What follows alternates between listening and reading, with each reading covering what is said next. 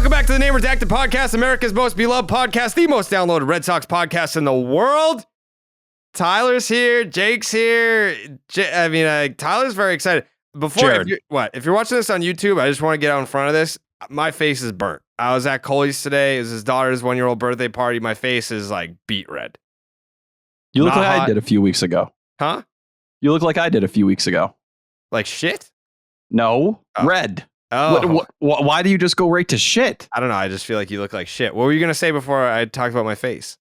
Well, we're 30 seconds in and it's been too long. Play the positivity horn, please. The Boston Red Sox have taken a series from the New York Yankees in the Bronx.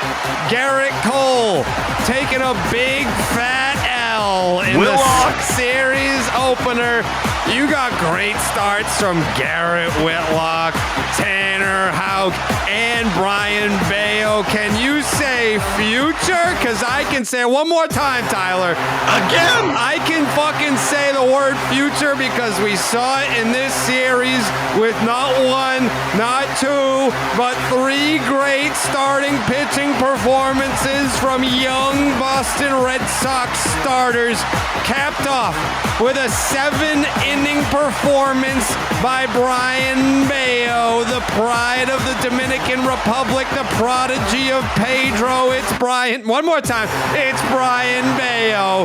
He goes out there against an Aaron Judge-less lineup, and he goes 7 innings, 3 hits, 2 runs that shouldn't even have been 2 runs. It was off the pizza box. 2 walks and 3 strikeouts. He's got a sub-4 ERA on the season.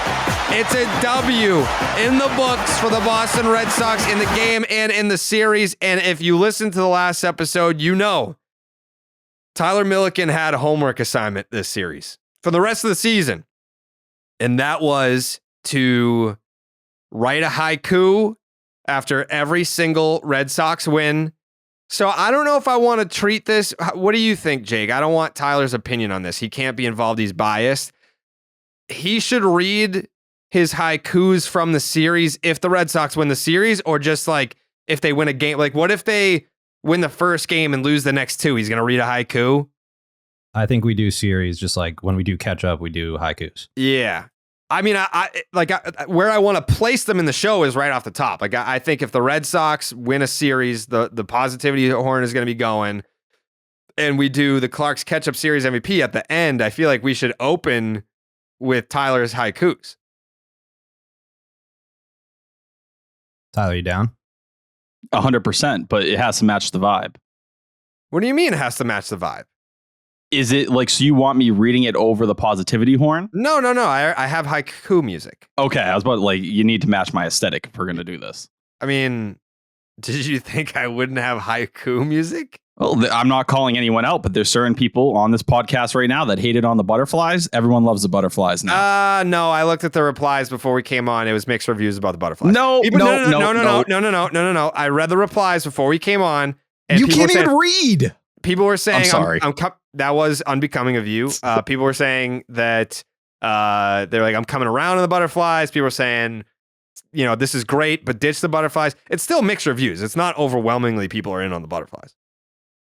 I feel like people started to get the aesthetic, not as much on this one. I think a lot of people are boozing. They're celebrating. They're not even on Twitter right now. You go back to Friday night, I was seeing butterflies underneath the tweet. They were floating everywhere. I saw wings. Yeah, no, there's definitely a contingency of Red Sox Twitter that's in on the butterflies. I'm not denying that. I'm not saying that the approval rating is 0. I'm just not saying it's near 100 either.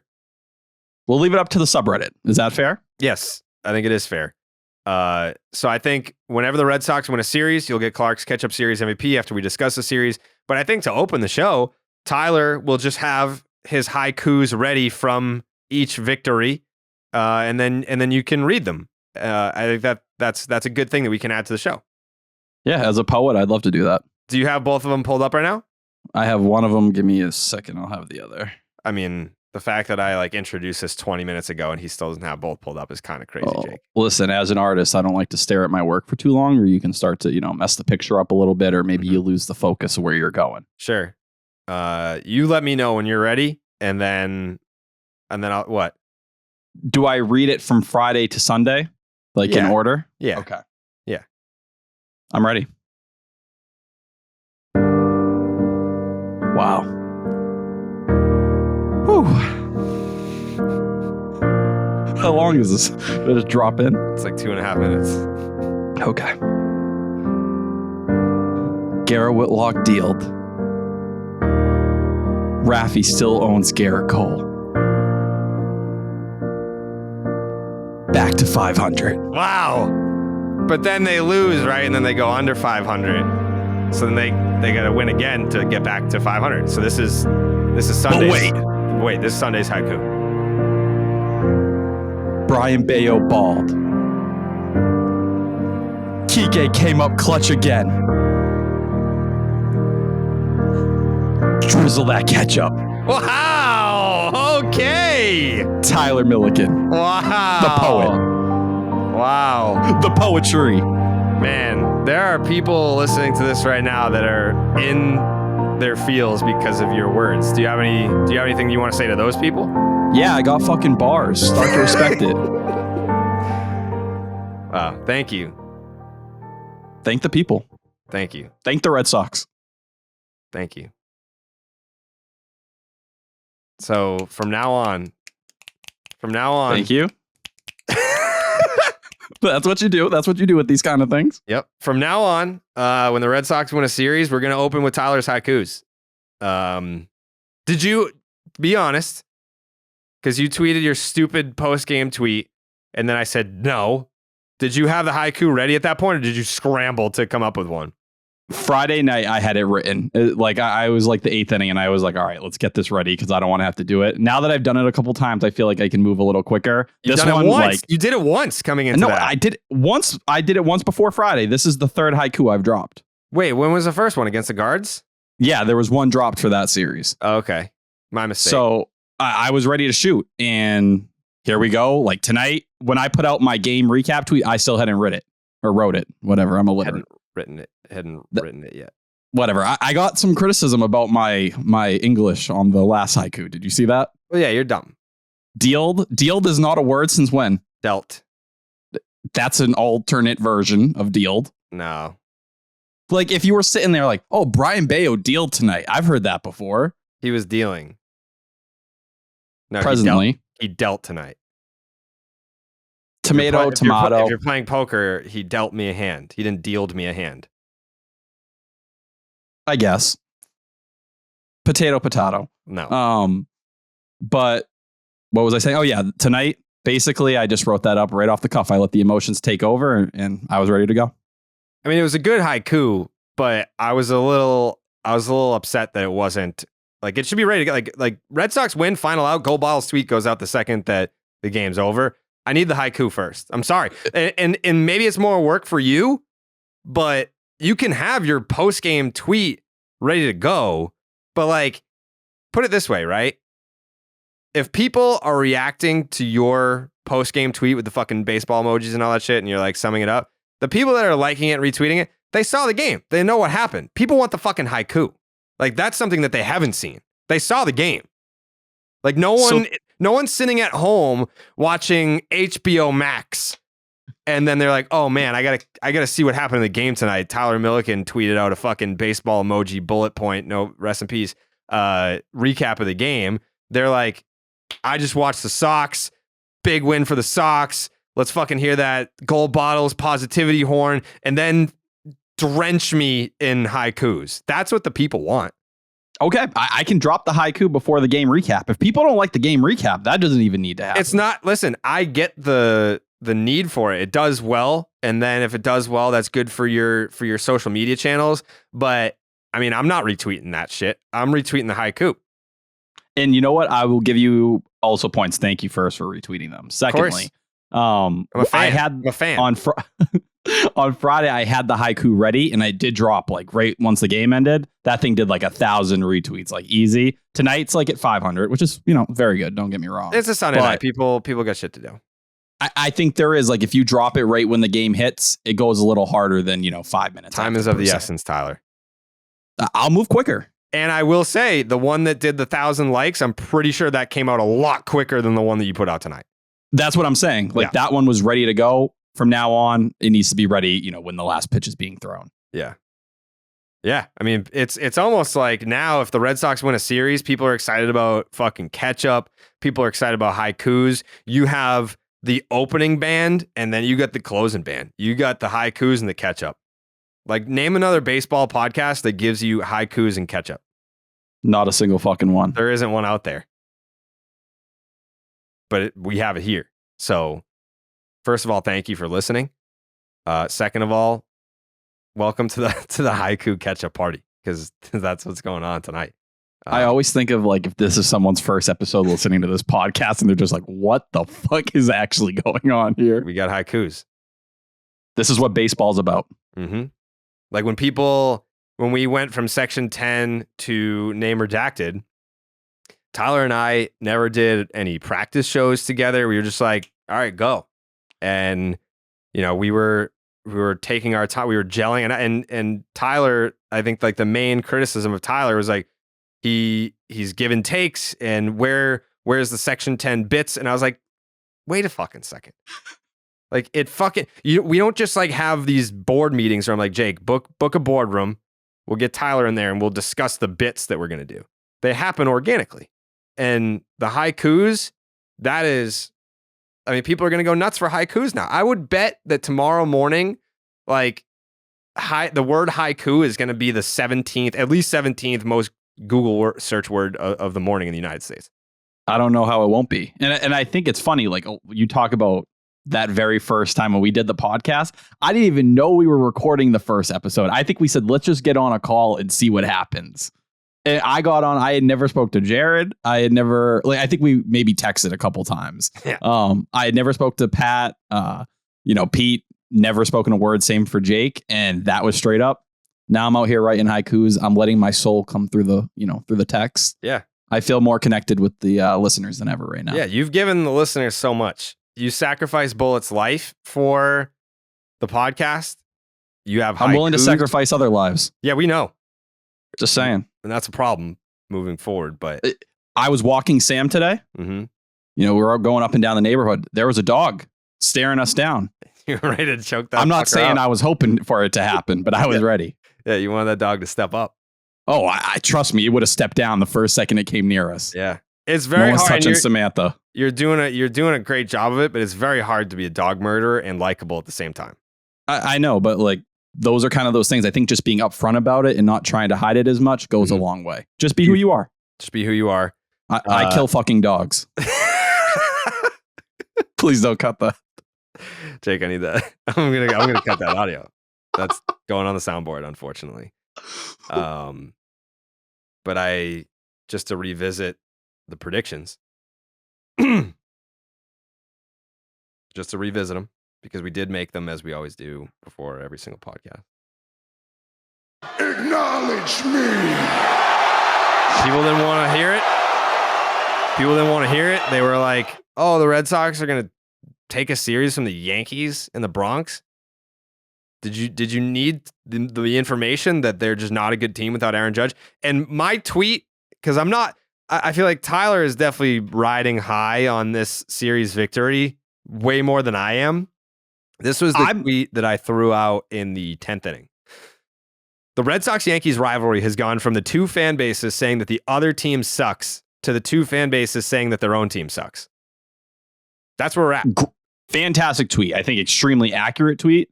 I think the reason I'm riding so high is I looked at tonight and I was like, this is the kind of series and game that if you lose to the Yankees who don't have Aaron Judge, we've seen what this Yankees team has gone through when he hasn't been on the field before. You lost Chris Sale on Friday. You got the news of, him most likely being out at least until maybe best case, September or something. If you lost this series, it all spirals. That's 4 straight series losses. You're going into Colorado. Like, you hope you figure it out, but the offense had been in such a shit place. You're finally getting the pitching from that young rotation. You spit on those guys and you can't get the job done here. It's just like, how do you expect things to get better? And then you got to see this Yankees team again a week from now.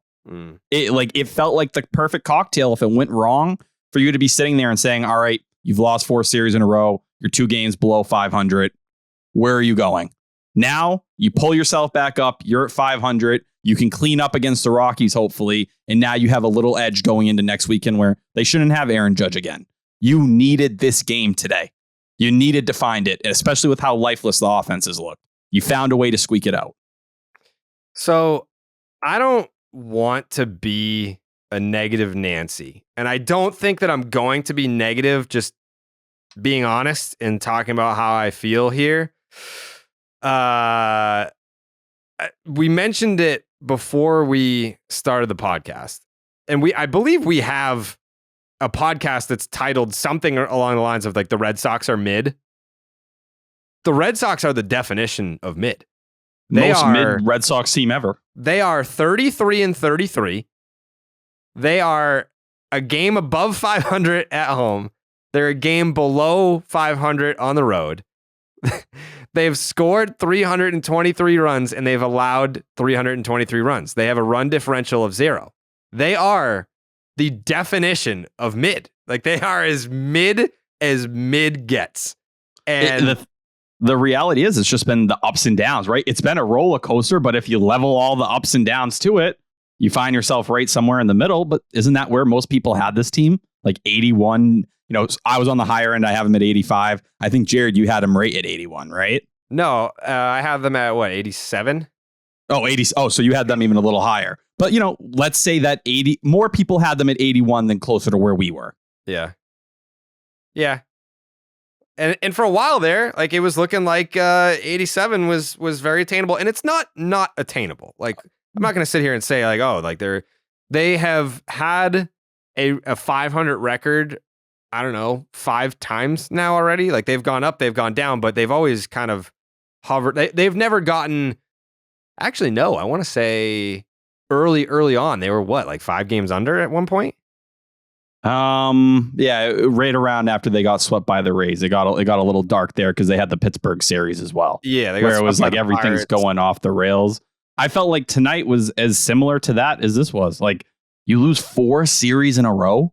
Yeah, you can't. After losing your ace, you'd have no confidence going up against the Yankees next weekend. No, and the whole thing is. And I think why I'm just being realistic about it when I said, this might sound negative, but it's more just being realistic. They didn't have Aaron Judge, and they're going to have Aaron Judge again. Like he's not out for the season. He just like hurt his toe a little bit. And that, I mean, again, you have to give them credit for winning games that they're supposed to win. And I don't even know that you can sit here and say that they were supposed to win those games. Like the Yankees still have a better record. I believe they're either at or a tad below 500 in their games without Aaron Judge this season. I think the last I checked, it was like 6-7, but then they just lost this series. So maybe they're a game under or at 500. So they're not world beaters when Aaron Judge is not in the lineup, and Aaron Judge did not play a single game. To Tyler's point earlier, maybe he doesn't play in any games this coming weekend when the Yankees come to town. I don't know. So these were games that you had to take advantage of, and they took the series. And I think the biggest thing is they beat Garrett Cole. Like at the end of the day, with or without Aaron Judge, it's not like Aaron Judge not being there affects the performance of a Garrett Cole. You went out there and you won a big game, because I think when I said that they were going to take 2 out of 3, I had them losing the first one and then winning the next 2. They went win, loss, win, and they beat Garrett Cole, which is no small feat. I know that he's been bad since the turn of May, but he's still, I mean, that's a guy that rises to the occasion against the Red Sox. Sometimes, like he hasn't been great against the Red Sox since becoming a Yankee, but it's still fucking Garrett Cole at the end of the day. What? You won that game because, usually the guy you hope for, Rafael Devers, he snapped that homer streak. You get that power. He hadn't homered since May 19th, obviously goes deep on back-to-back days, but still owns Garrett Cole. That's what you're hoping for out of him. A double 2. Yep. Casas coming up with a big spot. And I think a guy who's going to get a lot of love, Kiké Hernandez with a homer in that game. And the biggest thing, like you said, the story of this series, Garrett Whitlock going out there and continuing to look like a legit starting pitcher that you can say, all right, this guy could anchor the middle of the rotation. Did I see 97 from him, or was it 95? 95. Did he hit max 97 though? No. Early on, I was driving home from 98.5, so that might have hit. But I know when you texted me, we were talking 95. Maybe that was what I saw then. I mean, it's still like that is much better than what we had been seeing from him. So I'm not going to be like, oh, it was only 95. Like that's fucking great. Like I feel like since he's come off the IL, the velocity, start to start, especially going deep, it's holding. It's not falling off like we saw before where he'd get into the lower 90s. And it's getting stronger, just the stuff overall. The changeup and that slider, they are playing, man. Those are legit good secondary pitches. And we saw, in the Angels series or in the Angels start, his best one of the season, he was working with just a slider at that point. The changeup is back, and it looks like you start to look at the data, it's resembling exactly April 2021. So I did see 97. He did get up to 97? 96.56. So the gun on the TV probably said 97. Boom. Against his former organization. Like, that's what you're getting out of him. And you look at the 3 starts since coming off the IL, 3.38 ERA, 3.59 FIP, 8.4 K per 9. So he's missing enough bats, and the control's very good. 1.7 walks per 9. That's what you need out of that guy to get to that point. And I think with Whitlock, even that second start in the middle there against the Rays, he was getting screwed by the defense in that start. We knew the line, was a little bit deceiving. He was better than that. So if we're talking where they're going to go, Whitlock's right at the middle of that. This is what you're hoping for. That was his highest max velocity since that start against the Angels back in April, and it was his second highest max velocity of the season. Let's see where the average was. The average was 94.22, which was up a full mile per hour from his last start against Tampa. The last start against Tampa was 93.24. This is 94.22. So maybe he was a little geeked up going against his former organization as well. That might have done a little bit there. You're in New York on a Friday night, but that's the Garrett Whitlock the Red Sox are dreaming on there. I don't know how you ask for much more. And he could have finished the 7th if Arroyo is able to kind of hold on to that ball. Connor Wong doesn't throw it into center field and things get a little wonky. You might have got the full 7 out of him. I was very encouraged by what I saw from Garrett Whitlock. I was very encouraged from what I saw from Tanner Houck.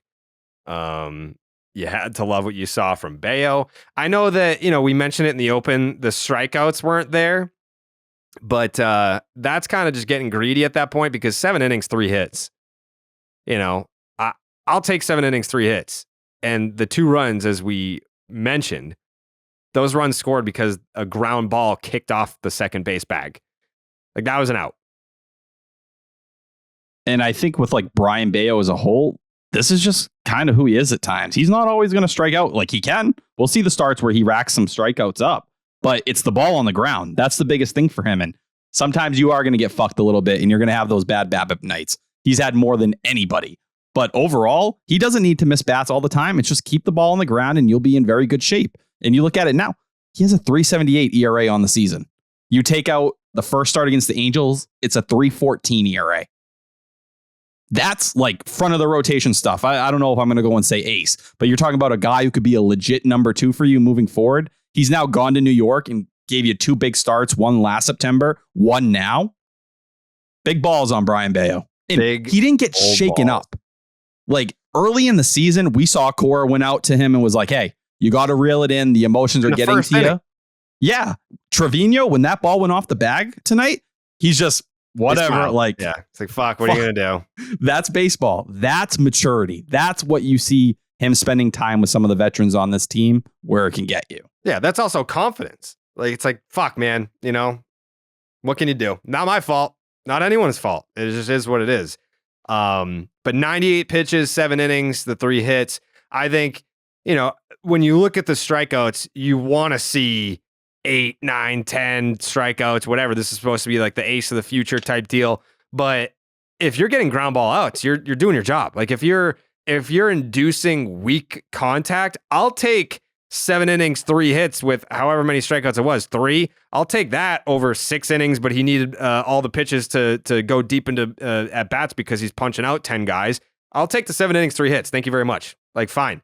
And I know we're going to get to the Clark's Ketchup Series MVP, but I would like to see some support for Kenley in this series as well. That's a guy that you really needed. And I know that we've seen the stories about Kenley and he can get rattled or whatever.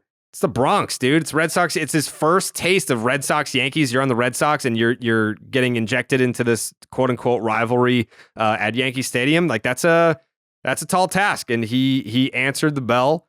But yeah, but before we continue with this MLB season, you can turn every Red Sox win, which there are 2 of them in this series, into a win for Dana-Farber Cancer Institute. Join me in our efforts to strike out cancer by pledging a donation to the Jimmy Fund for each Red Sox win this year. Sign up today, and DraftKings will match each donation up to $25,000 total. Every dollar makes a difference in the lives of cancer patients and their families in Boston and around the world. Visit pledgeit.org/JimmyFund to make your pledge today. So I got to do the PA system for the Jimmy Fund kids were there on Saturday morning, and they gave me a live mic, and I enjoyed every second of that. That was a great time. Shout out to the Jimmy Fund. So a lot of people from DraftKings that were there that were helping out behind the scenes to put on the event, and the kids had a great time, which was awesome. So yeah, they gave me like this big binder with all like the names on it and where they were from, and a live microphone to announce them as they were coming up to the plate, and I just went full like WWE ring announcer with it. I was like, yeah, like the Fenway Park when they have like the public address announcers, like the ones that like I remember, like Carl Bean in my mind is still the voice of Fenway for me, but Henry Mahegan does a great job now. It's very like, you know, old school vibes, like the Bob Shepherds of the world at the old Yankee Stadium. I was like, no. I was like, this dude is like weighing in at 275 pounds. He is the undisputed universal champion. It was a fun morning. So again, shout out to the Jimmy Fund and DraftKings for putting on a fun day for those kids. It's obviously a memory that they'll have for a long time. So that being said, we mentioned Garrett Whitlock and what he did. Garrett Whitlock, 6 1/3. We got a lot of guys going into the 7th. Love to see that. Garrett Whitlock goes 6 1/3, 7 hits, 2 runs, only 1 earned, 1 walk, 6 strikeouts. He did give up that home run.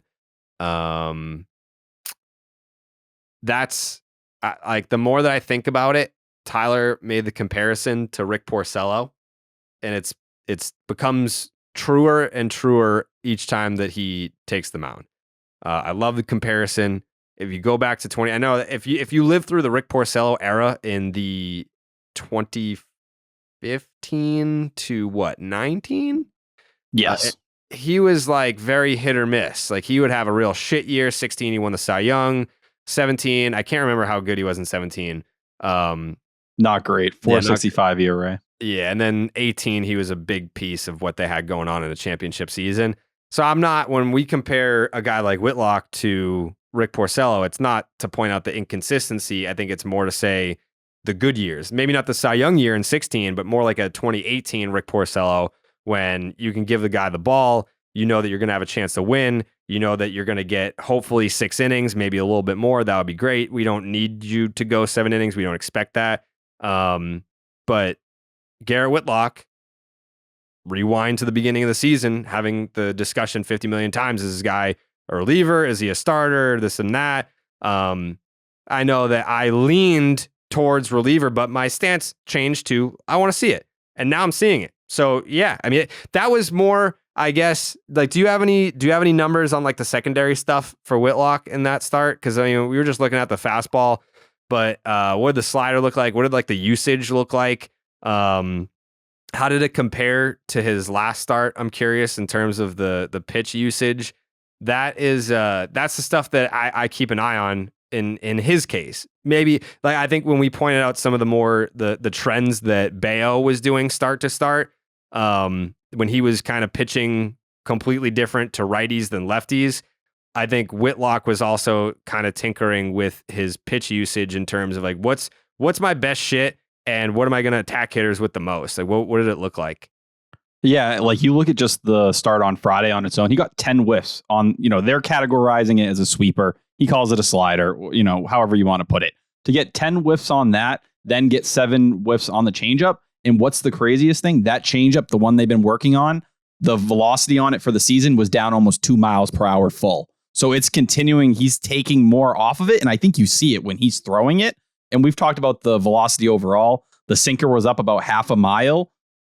he's found the velocity range all these pitches need to play off of each other. That's the biggest difference between the Garrett Whitlock of, even last year, I think starting sometimes where we just sat there and we're like, nothing looks as good as it does. He got the slider back underneath him over the offseason. We know that. But then the changeup went out of whack. Now the whole arsenal kind of fits together. That's a huge win for the Red Sox pitching development. But he's not the same guy he was last year. And he's not the same guy he was, before he hurt his, elbow and everything played out like that.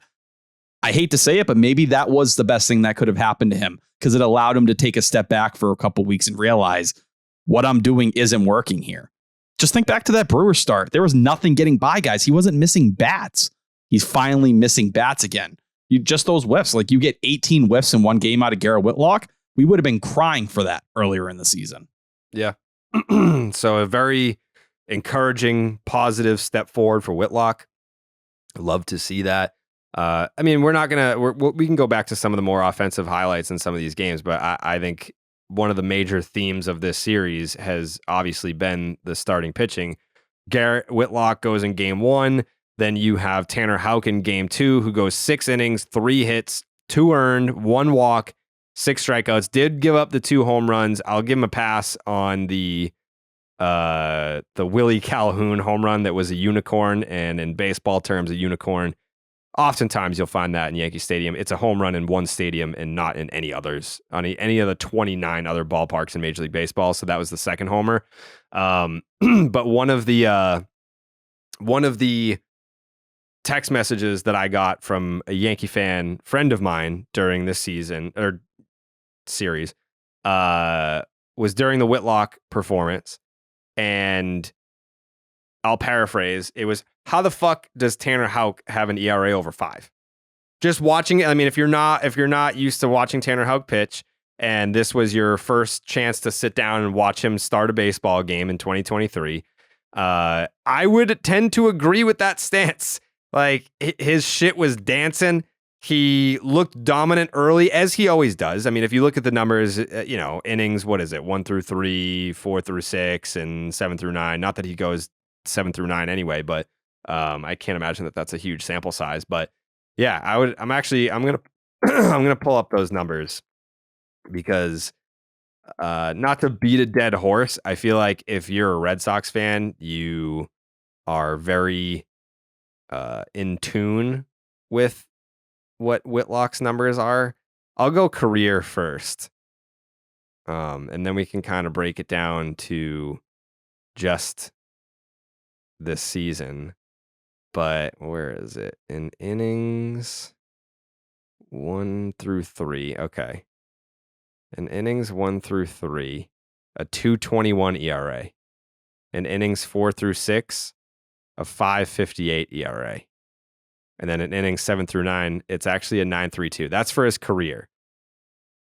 But then I'll get this year. It's probably more glaring this year. I think the first 3 innings are like even more dominant than those stats show within themselves. But yeah, the fall off is still there. So innings 1 through 3 this season, the ERA is 2.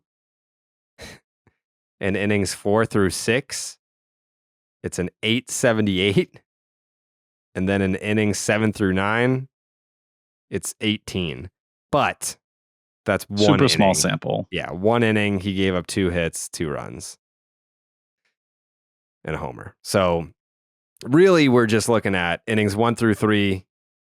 That's 36 innings of a 2 ERA. Innings 4 through 6, 26 and 2/3 innings with an 8.78 ERA. But that's, again, I feel like that's beating a dead horse at this point. It's nothing that Red Sox fans don't know. He taught, like, every single game they ask him about it. After he finishes, like, hey, like, what was the difference? Do you feel like you figured anything out? They do the same thing to Cora. When it works well, like it did, Saturday night, great. He did get the 2 homers hit, but he was able to keep them to solo shots. That's the key for him. Can you just limit it? You're going to get hit in those innings. A majority of starting pitchers do. That's baseball, right? Just don't let it kind of completely collapse on you and you end up giving up 5 in an inning like he can do sometimes. And you're like, how did this go off the rails this quickly? And You go to your friend who texted you, yeah, it's a 5.23 ERA. It was Hubs. Oh, it was Hubs. Mhm. 5.23 ERA. It's a 4.29 FIP. So he's been better what those numbers are. You know, the defense, we know it is what it is this season. It's going to give you headaches, but a nice step in the right direction. He also didn't miss as many bats in those later innings, and that's something else to keep an eye on. A lot of those strikeouts came out in the first 3 innings. So, I mean, taking a longer view on the Houck situation here, not that we need to have this discussion right now, but I'm just curious where you're at. Do you see him, because this is, if we're going to keep talking about how this is a season to see what you got, do you see Houck more as a reliever based on what you've seen this year? Or is he someone that you could see being a staple in the Red Sox rotation in 2024? I'd say I still feel how I did at the beginning of the season. I think it's the right decision to have him out there starting, especially with where the team is. And he's earned the spot in the rotation. But still, I see a guy who I think best case scenario is more of a back end rotation arm no matter what. I don't see the same upside from him in a starter role as I see in Garrett Whitlock or Brian Bayo. And I think when you look at Houck, you see someone who could be one of the best relievers in all of baseball out there. I don't know if he's ever going to be able to consistently go deep into games. And that's the thing that worries me. And this is his best start, since the Angels one where he went 7 innings. I just think more likely he's closer to that like 4.34 ERA guy than he is like a 3.8 kind of guy. And that's the conversation we had with Whitlock. If you're going to go out there and be like a 4.4 ERA pitcher, go back to the bullpen. Like it's not worth it at that point. I think Whitlock's better than that. I think Whitlock's going to be a higher end version of Rick Porcello that can give you that 3.7, that 3.8 ERA. Tanner Houck, I still look at him more and I'm like, I think I buy Cutter Crawford more as a starting pitching prospect more than him. He could be the back end guy. I think he's capable of it. I just don't think he's ever going to be consistent enough to go deep into games like you want him to. You know what's really funny, and you probably don't remember this because you were like 3 years old at the time, but back in the Pedro Martinez days, there was a similar discussion about Pedro it reminds me of what's going on with Houck. Not the same, but it reminds me of it. So Pedro, they would not by innings, but by pitches thrown. So his ERA when it was like pitches 1 through 25, it was like 0.78. And then up to 75, it was like a 1.23. And then once he threw more than 100 pitches, it was like 6.5. And that's why during the Grady Little game in Game 7 in 2003, when Grady Little left him out there, and I mean, we're talking about Pedro Martinez. Like, he's one of the greatest pitchers of all time. And Red Sox fans that were living in the moment were like, what are you fucking doing? Like, he's got over 100 pitches. That's why. It wasn't because it was like, oh, it's 100 pitches, you got to take him out. And Grady Little's whole thing was like, well, if you're gonna go down, you're gonna go down with your best. But we, as Red Sox fans back in 2003, knew that once Pedro got up over 100 pitches, the offensive numbers quadrupled. Like, it was 10x. It was crazy. So yeah, that just reminded me of like the Houck stuff. But in Houck's situation, we're not talking about 100 plus pitches. We're talking innings 4 through 6. It's like 40, 50 pitches. Right. And so that's why, to me, I'm more, not to put Dave Bush on the spot, but there's got to be a solution here, because it's not like Tanner Houck is fatiguing innings 4 through 6. It's not like his velocity dips, and because he's fatiguing, he's not getting the same movement on the slider or something like that. It's almost like they've got to get in the lab and figure out, okay, here's our approach when we see the lineup the first time. How do we tactically figure out pitch sequences the second time through so that we maintain that first 3 inning dominance? Because it's not a stuff issue. It's not a velocity issue. It's not a fatigue issue. So there's got to be some sort of formula, or at least an approach to where it's like, all right, first time through, we did this. Second time through, we got to do that. Now, funny enough, there was a difference in this start compared to what he's doing. Stats had a tweet on this. Tell me. We've talked about the cutter and splitter, right? How big that's been for him to try to, get lefties out and work deeper, have that arsenal you can go through a second time through the lineup, not get hit around. He leaned even heavier in this start on the sinker slider, like as heavy as he has all season long. So he kind of went and said, I know what my bread and butter is, what gets me through starts. I'm just going to ride it I'm not going to lean on that cutter and splitter as much as I usually do. Just sinker, slider, and let's see where it takes us. Yeah. Yeah. I mean, that's what you got to do. You have to get creative. Like, you can't just, and with Houck, I know it's not an ego thing. Like, he's not that guy. He's not that guy. He's not going to be like, listen, like, I dominated the first time through. I'm just going to trust my stuff and go back out there and like trust that, I can still get out. He's not that guy. I think he would be totally open to, and we're seeing it obviously from what you just said, that you've got to get creative the second time through. Like, the numbers are the numbers. It's not a small sample anymore. It's been his entire big league career of, when I see a lineup for the second time, I got to figure it out. When I see a lineup for the third time, I got to get out of the game. Like, that's more or less what we're dealing with here. But when we're talking about ceilings, and I'm with you on Whitlock, I think that his potential has yet to be reached, and it's already very good. What he's at right now is good. But with Houck, it's more puzzling to me, because when I ask you, do you see him as a starter long term? Do you see him as a reliever long term? I still think that he can be a starter if he just unlocks the code of what the fuck to do the second time you see a lineup. Because anyone who acts like that's not there is crazy. Yeah, like, you can't just be that dominant the first time through and then have the wheels fall off the second time. They're the same fucking guys. You just carved your way through the first time. So it's got to be, there's got to be some way to unlock that. And I get it. If you just want him to be a 6-inning guy, you want him to be a 2 times through the order guy, fine. But that second time through, there's got to be a secret sauce there. The guy you look at and you say, you hope Tanner Houck would fall is like a Mitch Keller, who had very similar issues, especially against lefties. Look at what he's doing this year for the Pirates. And it took a couple of years to get there. And if the Red Sox, I don't know if I have enough faith in Dave Bush to get him there. Like, seriously, I think if you told me you could trade Tanner Houck to Cleveland, to Tampa Bay, to LA with the Dodgers, could they unlock that guy and make him, a really solid starter who's better than that, 5 or 4? I think they probably could unlock that. I just don't know if I have that much faith in Dave Bush. And that's the reality of it. Because I think with Tanner Houck, it's that hard transition. And this is a guy, people forget, when he got drafted, the biggest comp on him on draft night was Max Scherzer. Like, that's the one you heard most regularly. And I still remember sitting there.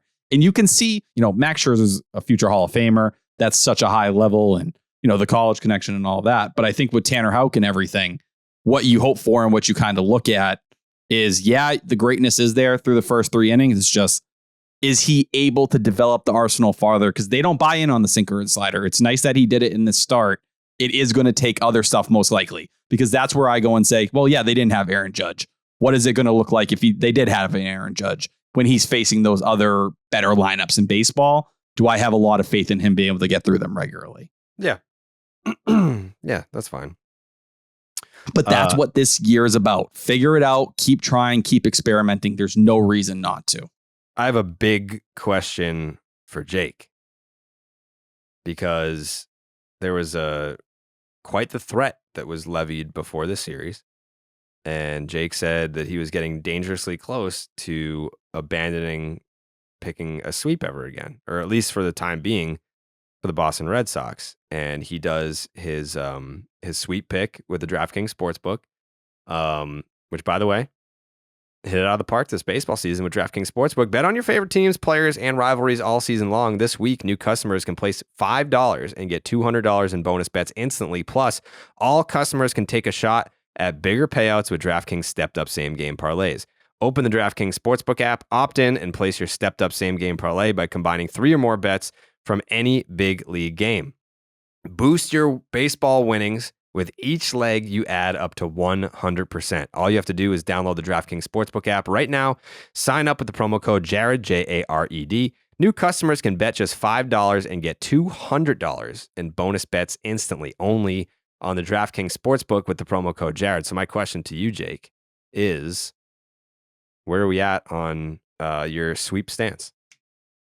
Yeah, I mean, it was a big series for them. If they went down to the Bronx and got swept or lost 2 out of 3, I would have been like, I probably would have abandoned it. But if you take 2 out of 3 after I call you out like that, I feel like I got to give you some credit. And we're gonna keep riding with sweeps for now.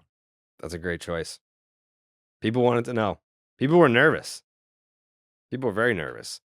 But if people have been taking my parlays, they haven't been nervous, because Tyler, have you seen my parlays last week? I know you hit last week. Did you hit more than once?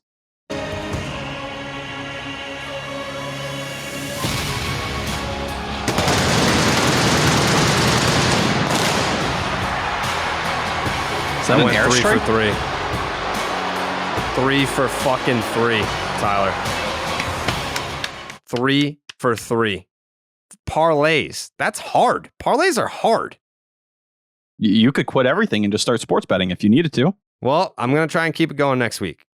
But I hit the baseball is dead parlay on Monday was a 4-leg. So I only have one pick in there, but I'm taking credit for that one. Hit a 4-leg Monday. Wednesday was a 2-leg. Hit that. And then Friday had a 3-leg. Hit that. So we're rolling right now. Batting average is looking pretty good. People don't want to give me credit for it, but I'll acknowledge you. thank you. As you should. Smart man. The Clark's Ketchup Series MVP, I'll tell you this right now. It's going to be an interesting conversation. I will let you know that all of the votes are in. Oh, and by the way, breaking news. We've added 2 new voters to the Clark's Ketchup Series MVP panel. Whoa, that's controversial. Well, I mean, you have to keep it odd. Yes, but I thought, was it you or was it Coley that was very strict and kind of drawing the line, feeling like we couldn't add any more people? Well, I think that when I tell you who they are, that you'll feel comfortable in the addition. Is one a player? No. Interesting. Jake, do you approve of the 2 added voters? Yeah, if you could add 2, it stays odd, so we're good. And would you agree with the quality of the voters? Oh yeah, absolutely. I mean, they're both 162 guys. Are they shockers? No, but they make a lot of sense. Are you going to reveal them when we vote? I'll reveal them right now if you want me to. Please. Guess. See if you can guess. Oh, okay. Who could it be? All right. 160, like straight 162ers, or like, like, are they tweeting the game every night, or are they closer to what the panel resembles? One of them is tweeting every night. Okay. Another one is closer to what some on the panel resemble. Red Sox and stuff? No, it's not like there's no fan. These are like, they're names. Like, people are going to know. No disrespect to HVT, who I do want to get on the podcast. Good dude. Jesus. People we know, people that These are like reputable names in the community. that are 162ers. 162 guys. Will Middlebrooks? Will Middlebrooks is one. Okay. So the other one's it's not the Nesson typical panel. Well, Will Middlebrooks is tweeting the games. Well, yes, but we consider him Nesson, right? Like, he's part of that crew. You asked if they were tweeting every night, and Will Middlebrooks is doing that. So that was the guy that I had in mind when you asked that question. So the other one is more in line with some of the other voters. Interesting. I think you're overthinking it right now. I think it's the most obvious answer. We have Lou. Uh-huh. We have Houck. Yep. Jim Rice? No, I don't have Jim Rice's number. You should. I would love to You have don't? Jim Rice's number. No. You want me to send it to you? Yeah, if you have it, please. I got you. People are probably screaming at their radios right now. Jemai Webster. No, I would love to get Jemai Webster on the panel. So he's not the best texter in the world. So if I get Jemai on the panel, I'm going to have to ask him in person. I'll be there on Tuesday. It's not Tim Wakefield. That's also part of it too. Like now, originally when I added all these people to the panel, I was going to like have people send voice memos or come on. But like if Jemai doesn't text the answer, then how am I supposed to get his vote? But I'll ask Jemai on Tuesday. It's not Dave O'Brien, is it? It's Dave O'Brien. Wow. Yeah. Dave O'Brien. Don't look at my Twitter feed. Dave O'Brien's a voter now. Wow. That is cool. Shout out Dave O'Brien. Dave O'Brien's a voter. Can we ask him about Tristan Casas? Yeah, I did ask him to come on the podcast. So the door is open there. Okay, cool. That is a pretty sick addition. How did this come about? I can't remember if it was a Friday or a Tuesday when I go there from the office, but it was one of the days that I went to the field. I think it was the Tuesday. Maybe it was the day that we interviewed Votto. Jake, were you on the Votto interview? I didn't shoot it. No. Okay. So then, I think it was the day that I was there for the Votto interview.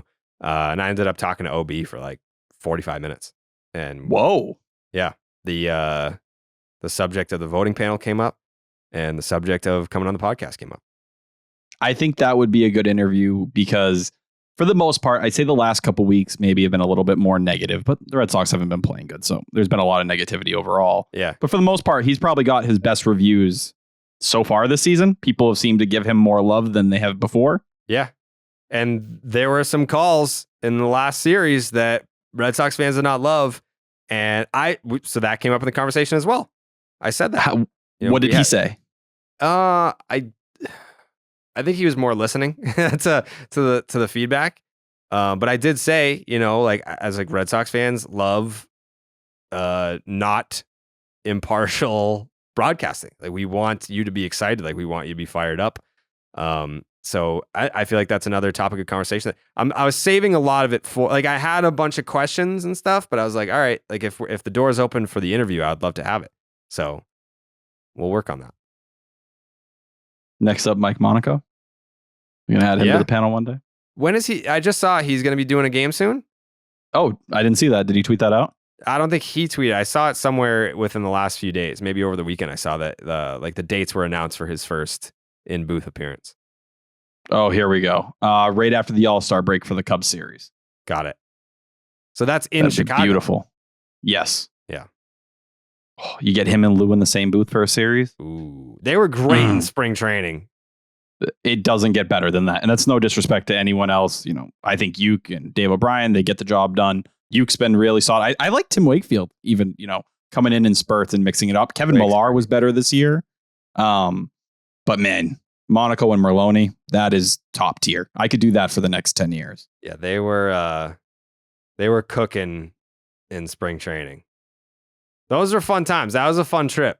Like when I was down in spring training for a week, I would go shoot content at the facility, and then Lou and Monaco would do the games, and like I would hang out in the booth, and then after the game we would all go out together after. Like Monaco, Lou came out one night, TC, his family. It was fucking awesome. Yeah, spring training is just because like there's no pressure. It's just everyone's chilling, everyone's talking about, optimistically like what could be. And I'm not saying that people aren't doing that now. It's just more, they're mid. They're mid. We're going through the grind to 162. Yeah. We haven't won a series. Like it's been 3 series in a row. It was friggin' May. When was the last series that they won? Was it D-backs? Arizona at the end of May, like the 26th around there. Yeah. So it's been a minute. More than a minute. If they lost this one, that was my internet. Way better. You had one cutout. Oh, I did cut out? Very early. Right, Jake? Did you catch that one? Yeah, it was a quick one. Yeah, so I moved my router upstairs. So hopefully that helps. I don't know if people can tell during the podcast when you do cut out. I'm probably like talking over you half the time because I can't hear you. My dad doesn't understand the concept of like I record the podcast into my laptop. Jake and Tyler see me and hear me through my internet connection. So he'll be like, what do you mean you cut out? Like I heard you the whole time. I'm like, that's because I'm recording into my microphone, which is going into my laptop. So it's all one audio file. And then Jake takes the video that we stream and then he takes the audio file and he syncs them together. That's the magic of podcasting, baby. That used to be, remember, for now, every time I send my audio over, but there was like a good 6-month span, I think, where I never sent Jake any of the audio. He had to pull everything from the actual feed. I've advanced. You're a piece of shit. Fuck you. Well, Jake, is he a piece of shit for doing that or no? Yeah, it's a piece of shit move. Yeah. Respect Fuck your producers. you, Jake. Respect your producers. Now it seems as good as time as ever to get to the Blue Moon ad read if you'd like to do that. Don't, Jake. I'm just saying, like, you're kind of, the way that you're speaking right now makes me feel like you need a blue moon to just relax and chill out and just have a good time. Do you want to have a good time the rest of the show or no? I do. You do? I just don't think Jake's going to bring it. I'm going to be honest with you. Oh, wow. Sorry. I'm not scared. Wow. I have no fear. Sorry. Wow. Suck on it. Alex, come on. That felt I'm on your side on that one, Tyler. Thank you. Yeah. I'm just sitting here and I'm waiting. I don't know if Jake still has his fastball. That's crazy to say that. Well, Hey, listen, he was out in New York on Friday night. We're gonna get to that. Living the life. We're gonna get to that. We're gonna, because there's a story there somewhere. We're gonna get to that. But first, Jake, please tell us about Blue Moon. You don't think I still have my fastball, you dog murdering piece of shit? Here's 103 high and tight, you butterfly bitch. Beer is a tried and true baseball tradition, but Blue Moon is the only beer brewed by baseball. Blue Moon was born in a ballpark, first brewed at Coors Field in Denver, Colorado. Make it your one-of-a-kind baseball tradition whether you're at the park or watching from home. I had a bunch of Blue Moons this weekend when I was down in New York watching the Red Sox beat the Yankees. You know who wasn't down there with me? Tyler Milliken. I mean, I'm driving 6 hours down in New York, I'm getting hotels, I'm doing everything I can to help the Sox get this dub. Meanwhile, Tyler's probably just sitting at home jerking off into his socks or doing some other weird nerd bullshit. Guys talk about out on my fucking fastball. Buddy, you haven't been to a game since Bullet died. With its refreshing flavor with Valencia orange peel for a subtle sweetness and hints of coriander, Blue Moon Belgian-style wheat ale is a one-of-a-kind beer that's made brighter. It's carefully crafted and full-flavored with refreshing notes and a smooth, creamy finish. Blue Moon was brewed by baseball to give you a dose of nostalgia and get you excited for the new season. Why strike out with the same old beer when you can get something one-of-a-kind? Its bold flavor, bright color, and iconic orange slice ritual guarantee a one-of-a-kind beer experience perfect for spring weather. Best served with its signature orange garnish to showcase its beautiful bright color, a beer this good only comes around once in a blue moon, but you can enjoy it all season long. Keep baseball traditions alive with Blue Moon Belgian-style wheat ale. It's one of a kind every time. Check out shop.bluemoonbrewingcompany.com for baseball merch and visit get.bluemoonbeer.com/Jared to find Blue Moon delivery options. That's get.bluemoonbeer.com/Jared. Blue Moon, made brighter. Celebrate responsibly. Blue Moon Brewing Company, Golden, Colorado Ale. Thank you, Jake. Fuck you. What? No, I just know whatever Jake said, it was really mean. I don't think it was. I'm gonna call a friend right now. Your call has been. Wait, let's see if I'll maybe it's another one of those. Tio. That might be on Do Not Disturb.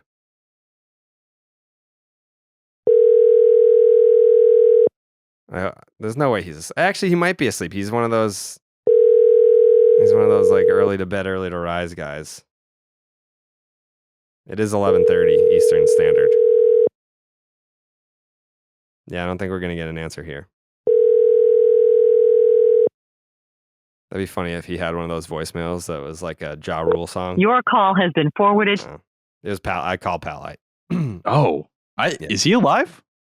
Well, we're going to find out when Jake tells us about his weekend in the Bronx. Jake, you were... Like, you had really good seats. First of all, how'd you get the seats? How was the game? How was the trip? What'd you do? Yeah, it was a blast. Shout out my buddy Matt. He hooked it up. Shout out Matt. Yeah, his grandparents' friends just have like the front row seats behind home plate at Yankee Stadium. They never go. So anytime they play the Red Sox, he'll just hit me up, be like, I have the tickets. I'll be like, all right, I'm coming down right now. That's sick. What else happened? We won the game. Fuck yeah, we did.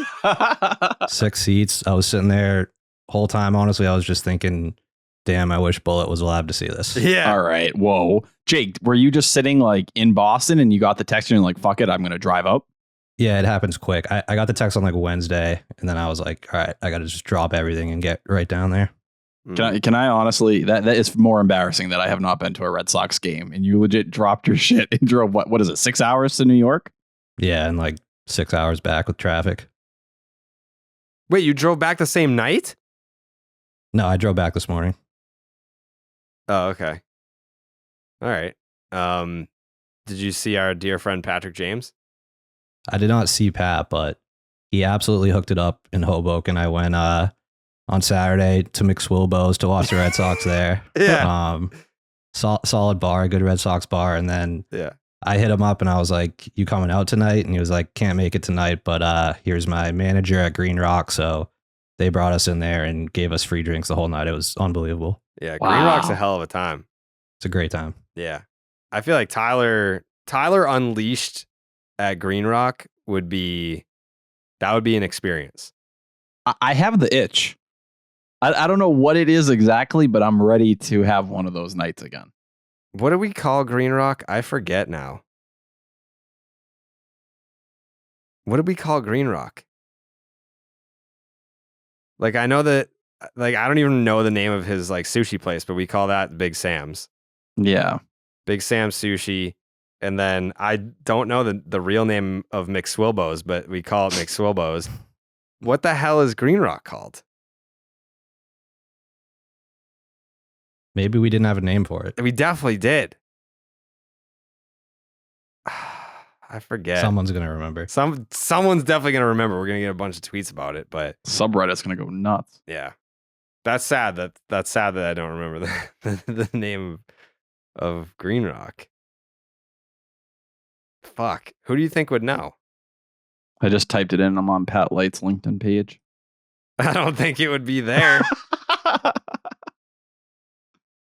If you search, let's see. If I search Pat Light's bar on Twitter. Oh man, the first thing that comes up is Pat Light the night that Pujols hit 700, and he just immediately sees the home run, turns around, looks at the bar, and says, "Shots, 20." I wish I remembered that. Oh man. Oh, how is it not? It's gotta be here somewhere. Here we go. Did you find it? I'm trying to click on his podcast, but the page won't fucking load. I just have the return of Green Rock. It's him wearing a mask. This is embarrassing for us. We're cooked. We're absolutely rinsed if we don't. I mean, people are probably like super pissed. This is honestly, I'm not even going to take it as a bad look for me. It's just a really bad look for you. No, if you were a listener to the podcast and you don't know either, I'm young. My brain doesn't work well. Not fully developed. Big Sam Sushi. Come on, nickname guy. Nickname guy. That's what they call you, right?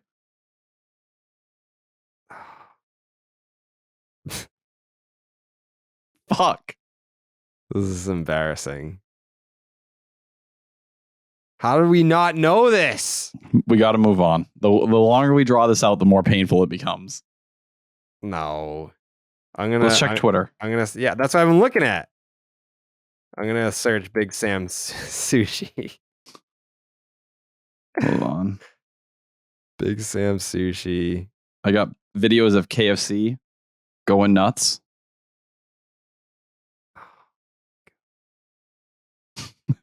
You tweeting Green Rock 5 fucking times, but you haven't tweeted the nickname? No. Big Sam's. This is embarrassing. Are you sure there was a nickname? I mean, maybe there wasn't. I don't know. No, because like now I'm seeing a graphic. Section 10 tweeted on January 21st, 2022. Green Rock, McSwillies, and Big Sam Sushi. So maybe we didn't have something? Oh, God. Maybe we didn't. I thought we did. I'm seeing multiple tweets with what you just read as well now. Like on different tweets. Green Rock was just always Green Rock. Maybe because Green Rock is so big in Hoboken that you just can't change it. Like no one, like I don't even know what Big Sam's really is. I don't even know what it's called. Green Rock is just like an established thing in that area. Yeah. Legit, there's tweets for days all mentioning Green Rock responding to you guys. Yeah, we need to get Tyler to Green Rock. It's going to be a good time. Please, let's do it. When's the last time that you had an adult beverage? Was it? I actually had a few too many last night. Last night? Yeah. No, that's random for me. It was my sister's graduation party. Well, you didn't graduate. College. No, but I wanted to be a person there. I didn't want to be all awkward, and the way the table situation was, I had to be a bit of an entertainer. Okay. I had to bring out my social People side. there to see you. Well, basically, I had to hold down the fort for my mother's side of the family. Yeah. So, the way I was doing that, I told Martha, I was like, listen, like, we got to get going and we got to get going early. And I was putting beers down all night. You were at your sister's graduation and you turned to your girlfriend and you said, time for Tyler to put on a show. Time for Tyler to put on a show. The Red Sox, I had a little time before the Sox game started. It was at 5. They had the WUSOX game, but 6 beers in, and I might have had a beverage or two before we left. Just my mom drove. I was safe. Okay. But at one point, I thought the WUSOX game was the Red Sox game before the Red Sox game started. I was like, "What the fuck is going on here?"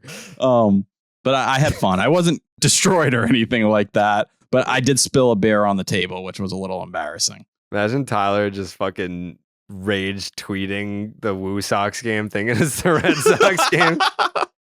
Well, then Caleb Ort stepped on the fucking mound, and I was like, "Oh, there's no way. There's no way this is my Boston Red Sox." I was at a bar restaurant and they had both of them on at the same time, so I could have live tweeted both. I'm happy you didn't. Which kind of like brings me to my next conversation piece here, which was alluded to earlier in the program. Just the temperature in the room on Red Sox Yankees. I know that Friday night game when Volpe hit the foul ball that the video of the Yankee fans going absolutely ballistic for the foul ball. I feel like they were kind of jacked up on Friday night, but and when he hit the foul ball that they thought was a home run, I did not. Oh, you didn't think it was a home run off the bat? I winced. I was like, my head went down. Really? Yeah, just the reaction and the crowd. The way things have been going lately, it just felt like, oh, this is like the cherry on fucking top. Like, we're going to come into this series, a game we're supposed to win, and fucking Anthony Volpe is going to walk it off, and we're going to sit here and say, what the fuck, man? Like, we're going to hit another version of rock bottom. I didn't feel that way with Kenley on the mound, but tonight when they scored in the 10th and it was 3-2, and then fucking Stuffy McGinnis out there in left field made the catch. I was like, oh man, no way the Red Sox win this game. And then I multiple times I had the tweet about, I was like, if this game finishes 2-1 and the 2 runs were on that ball that kicked off the bag, like I'm not going to be in a good place. They ended up tying it, and I was like, great. And then they go ahead in the 10th. I'm like, okay, like this feels like a win. And then fucking Stuffy McGinnis out there goes and that doesn't rob a home run, but it would have been extra bases, I think. I was like, yeah, the Red Sox are probably not going to win this game, but they did. Chris Billy Martin. fucking McKinney doing shit like that? Or like, are you kidding?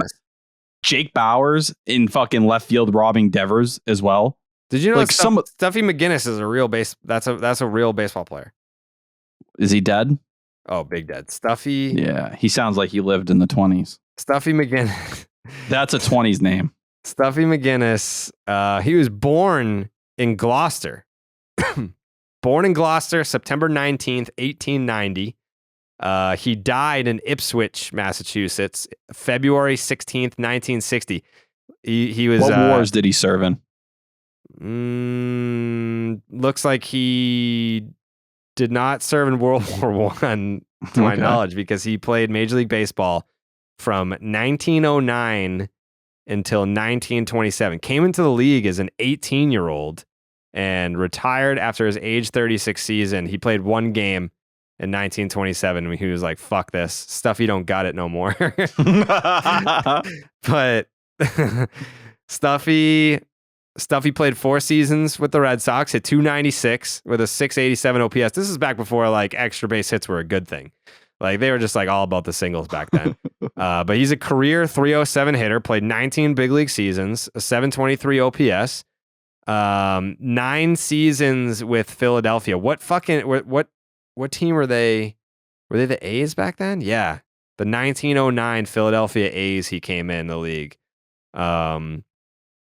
Finished as high as 7th for MVP in back-to-back seasons. In 1913 and 1914, he finished 7th. Stuffy. Big time Stuffy. He had 324 that year and then followed it up with 314 and then 314 again. Big Stuffy. He had 37 sacrifice hits to lead the league in 1923. playing in a league-leading 154 games, which I believe at the time was a full season. Played in every single game. This guy was a warrior. Stuffy. Guess how, in 19 big league seasons, guess how many home runs he hit? 12. 20. It's close. Yeah. Unfortunately, not a Hall of Famer. I feel like now calling Billy McKinney and Jake Bowers that is a little disrespectful to our boy Stuffy? here. Yeah, to Stuffs. Big stuff. Yeah, the big stuff. What they called him. Look on the BREF page. He went to Gloucester High School. Snow Brockton High, but that's something. His nickname was Jack. That's a downgrade. That is a serious downgrade for a nickname. Jack Phelan McGinnis. Yeah. Jake, prefer you've Stuffy. you've heard about Stuffy McGinnis, right? Yeah, of course, big stuff. Big stuff. Yeah, big stuff. He had 2,405 career hits, though. Only 20 of them were home runs. 101 triples. I mean, what were they doing back then? It was How a do you different have- world. You had 312 career doubles and 101 career triples and only 20 home runs. Like he must have had enough power to hit it to the wall, but not over it. Well, you got to think in Ballpark that era dimensions, with, like the fucking center field was like 500 feet. yeah, Polo Grounds, right? Like, Yeah. isn't that Polo Grounds era? Like, you're Yeah. not, dude. Anything you hit in the gap, you're running a triple easy. Yeah. I mean, he Honestly, didn't have a any little- like crazy triple seasons though. Like 10 triples, 13 triples, and then a bunch of single digits. Then he had one other one, 10 triples. I'm a little more disappointed he doesn't have more home runs. Just playing at Polo Yeah. Grounds, you should have been rounding the bases a little bit more. Right. How many stolen bases? 172. Okay. All right. That's what I'm looking for. Career high was 27. It looks like he walked more than struck out in all but like a handful of seasons. Like he did not strike out. He only struck out. All right, this motherfucker played in 2,128 big league games. He only struck out 251 times in his career. That is pretty wild. Like that OBP King. 251 times in his career. Like that's fucking like Giancarlo Stanton does that a season.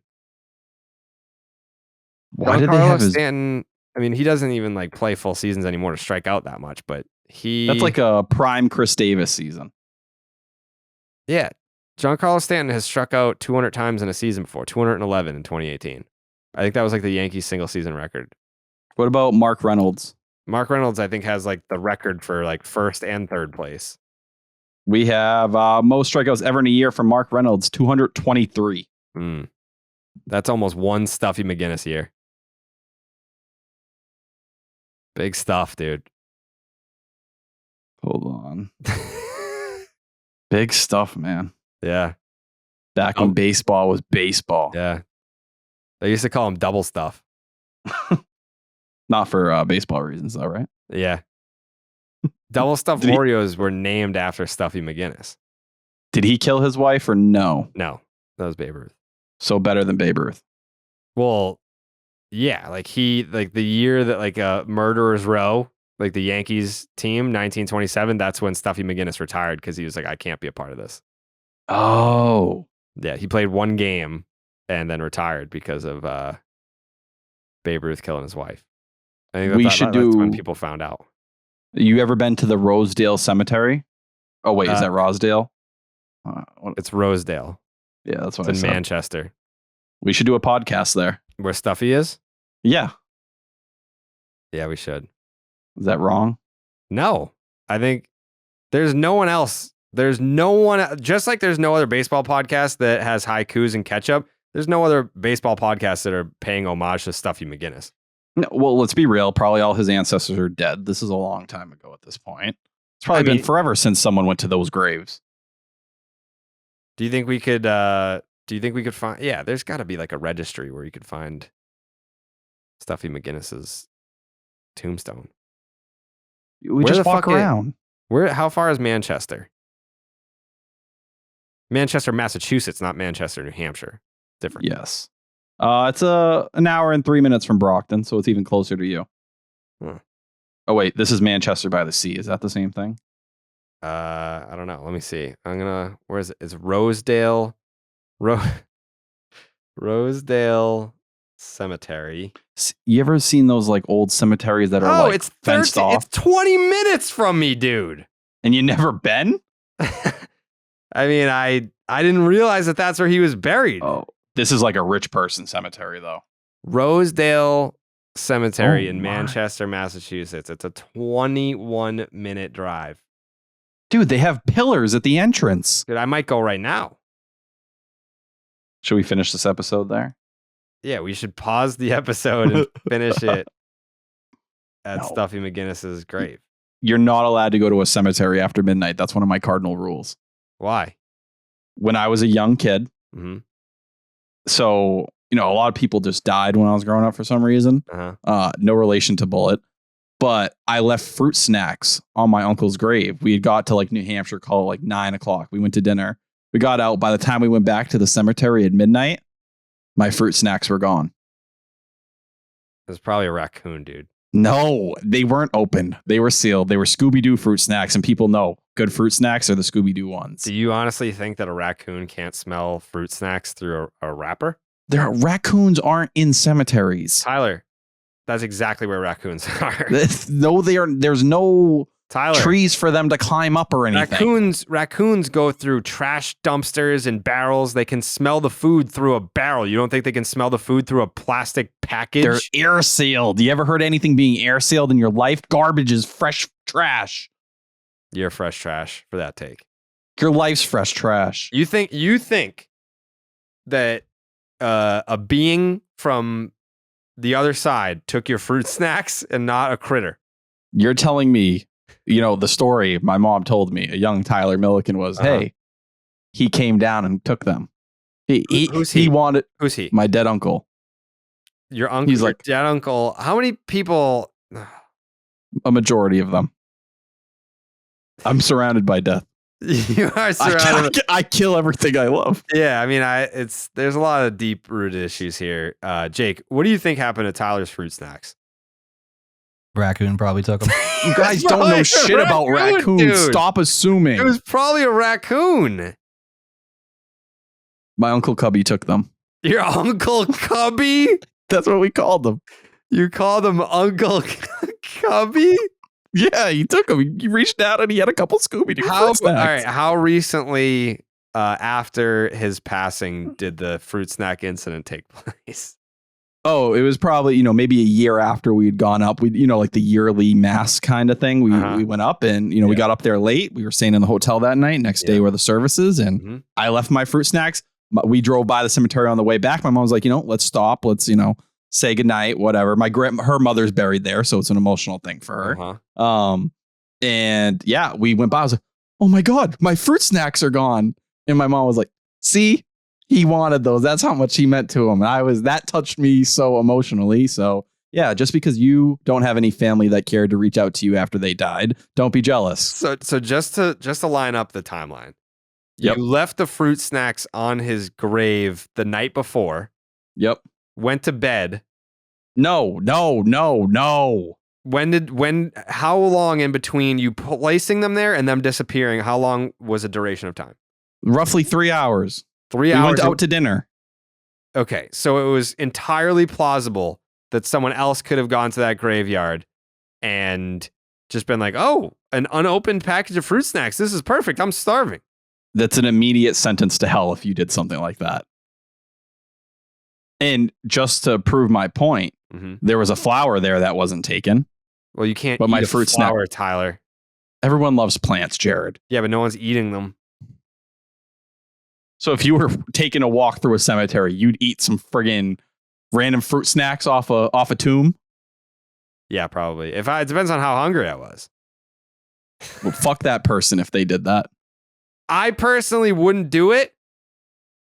But if someone were to do it, I would be like, wow, that guy must have been really hungry. Don't do Uncle Cubby like that, man. Uncle Cubby, listen, I'm sure your Uncle Cubby loved you a lot. He did. He called me Tiger. Yeah, but He called you Tiger? Yeah, like Tiger Woods. Okay. Could you golf back then, or? No, not. I just had the vibe. Hmm. Killer instinct, that dog in him. You could sense the killer in you. Killer dog. Yeah. Yeah. Well, Don't do that. cut that out, Jake. Cut that shit out. I'm glad. Listen, hey, I'm glad your Uncle Cubby loved the fruit snacks. Yeah, man. He ate every single one of them. He took the fucking packaging with him. So it would have been way more convincing if the package was still there and it was empty. Be like, oh, Uncle Cubby ate the fruit snacks. Well, yeah, but he took the whole thing because he was so thankful. Maybe he shared them. So my question is, if that's what you believe, That's what I know. Why every year have you not gone back to, like, why is that not your thing? Like, you just leave like fruit snacks on his grave every year. Hey, you don't want to. It seemed like a once in a lifetime kind of thing. Imagine if you had a baby and you fed the baby and you're like, well, this meal was like a once in a lifetime kind of thing. Well, the difference between the baby and my Uncle Cubby is my Uncle Cubby's dead.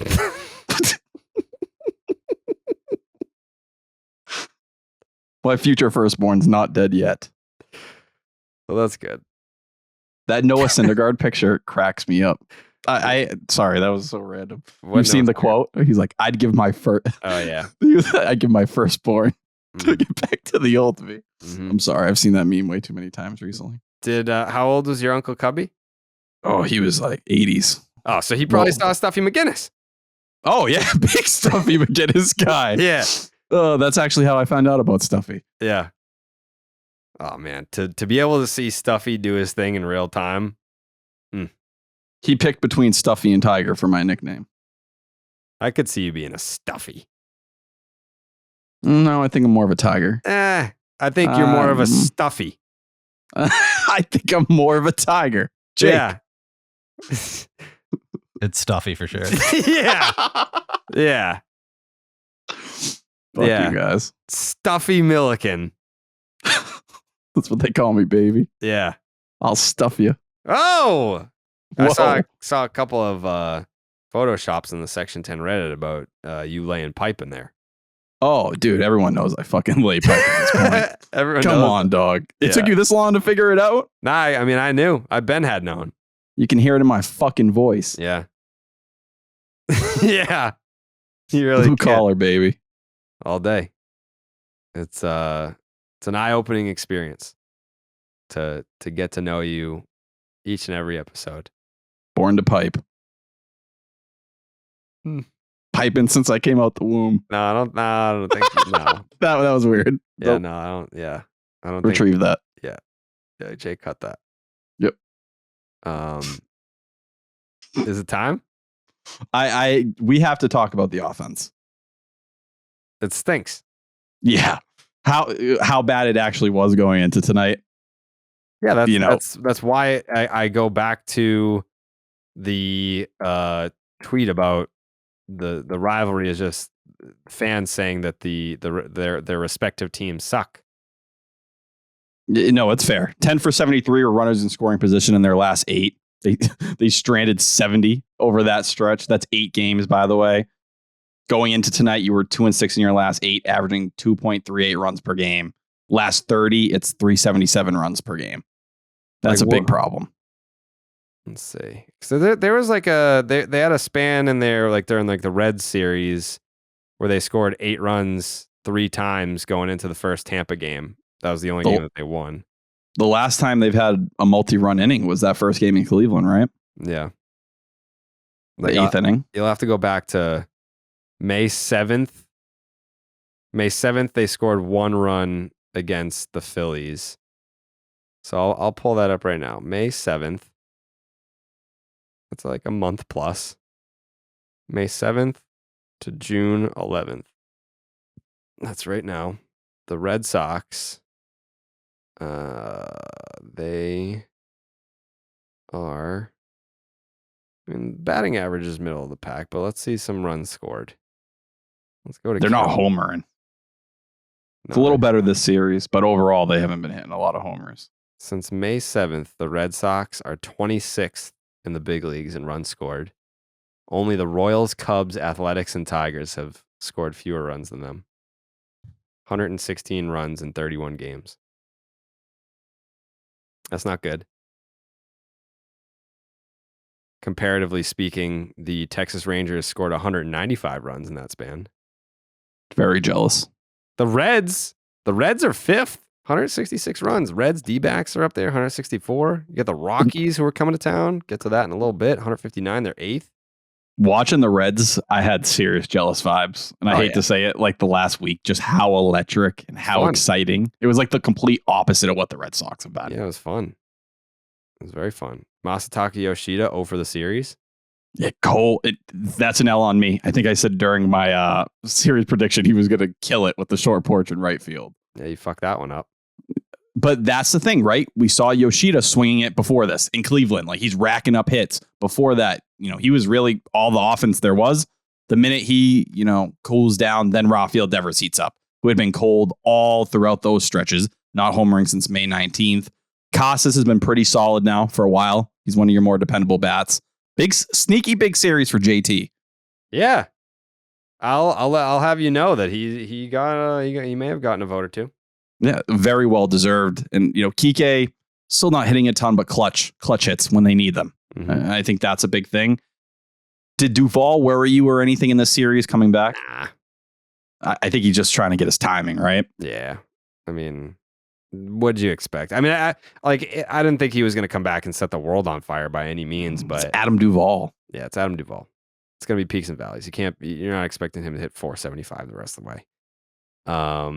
My one weird or little side note, I really like what I've saw out of Jarren Duran again tonight. Yeah. He's going oppo. He's going oppo. He's hustling that leadoff double. I mean, most dudes are taking a base hit on that.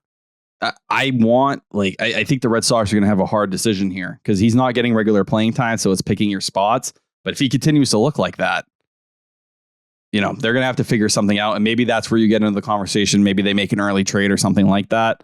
But it's going to be hard to have Jarren Duran not playing consistently if he turns the page here and gets the bat back on track. Also, I will call this play out since it's only fair. But there was a play that Raffy was not hustling on. I saw Lou just went off on someone on Twitter for it. I'm pretty sure on the Boston Strong account. What was his take? What are you going to do? Like he should have. You're reaching. Yeah. Let me read it to you. You're reaching. He's not hitting the way he needs to for this team. That's it. Any chance you remember why he missed a couple games 2 weeks ago? Calf. Yep. Yeah. I do think it's fair to bring up some of those things. And I think there were moments in the Cleveland series where he wasn't hustling either that you look at. But Cora stuck up for him. He didn't do the same for Verdugo. Is it fair to go and say, well, is Verdugo getting the heart, the shaft of it? I think we both agreed they made an example out of him in that spot, but you're not going to bench your $300 million player and your best player. No, it's also like, where do you draw the line? I think. But that's Alex's call. And with that play in particular, I just wanted to bring it up because I know that people were discussing it on Twitter during the game. Like, oh, if Verdugo gets benched for what he did, then what's this? But I mean, Lou brings up a good point. Guy's been playing on a bad wheel, and I'll take the back-to-back games with a homer, have the homer and the double off Cole. Lot of strikeouts though, like I don't want him to get into a place where he's feast or famine. I think that's probably the most frustrating part for Red Sox fans is that it's like it's either a strikeout or a homer. You don't want that with Raffy because he's too good of a hitter. He's too good of a hitter to just be a home run or a strikeout guy.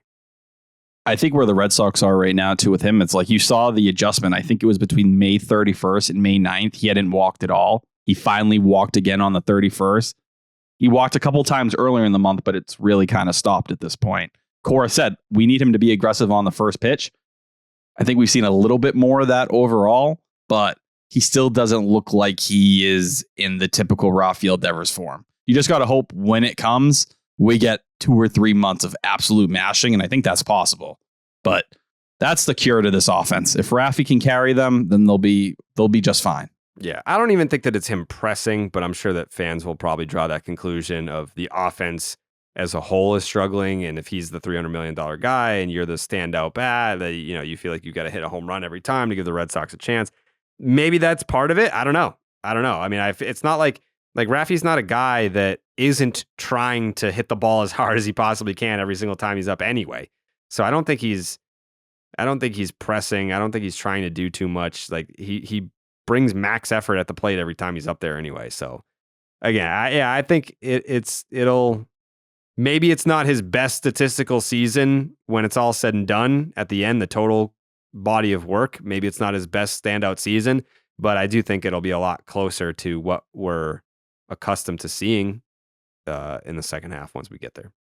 I do feel like when it comes to adjustments, this is the slowest I've ever seen him in terms of making them. And I think that might be a little product of not having Xander and JD as those sounding boards like he had in years past. Yeah. Yep. All right. Want to do it now? Let's do it. Oh, it's been a while. Missed it. Too long.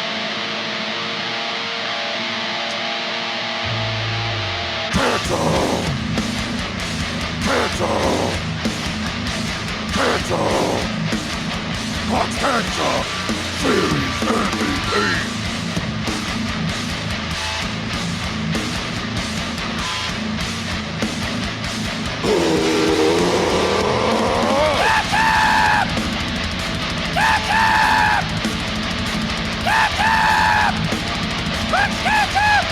Series MVP.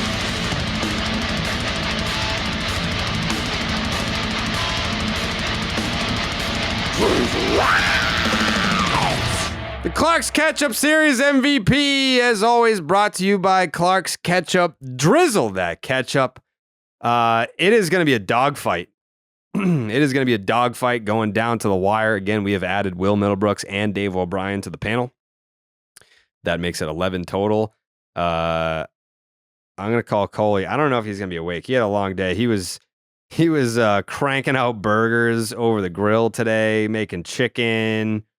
He was on one, but you were up to Maine? I was in Maine. It is midnight on the East Coast, so he might be awake, he might not be.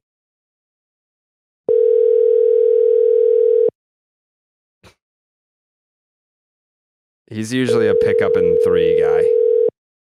We might be over 2 on the calls tonight. Jeez.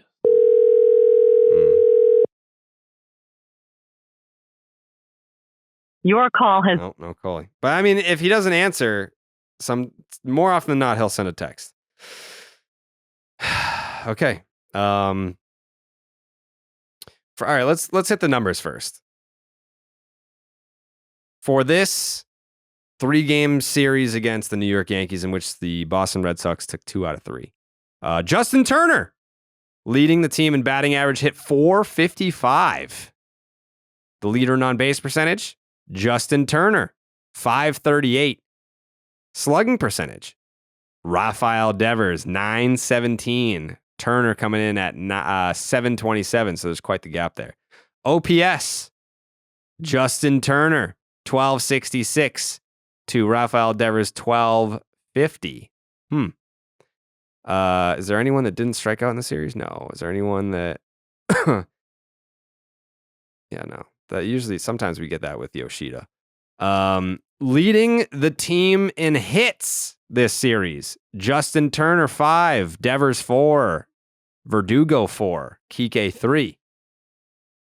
Leading the Big team hits.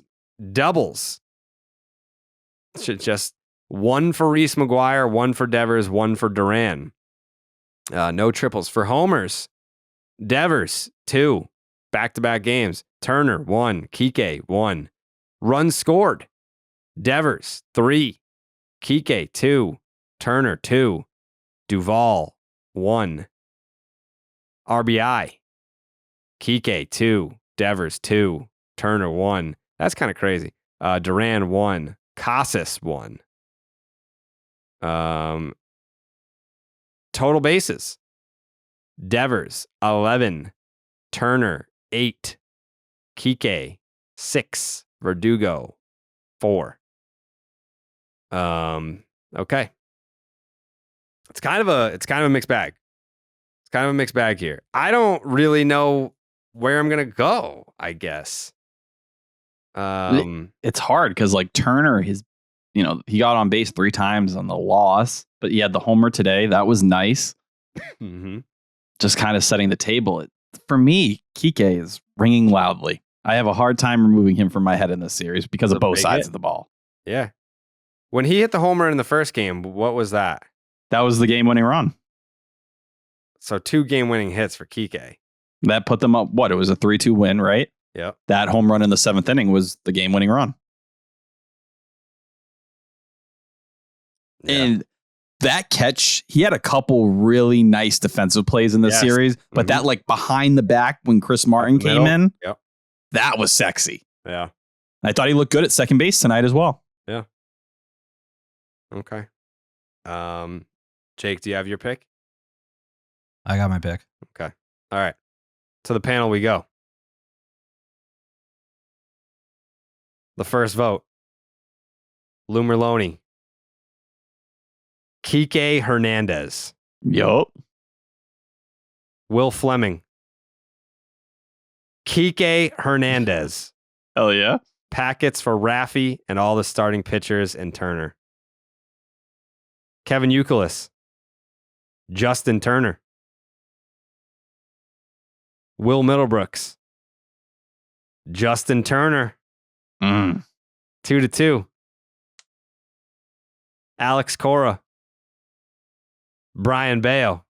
Whoa. Yep.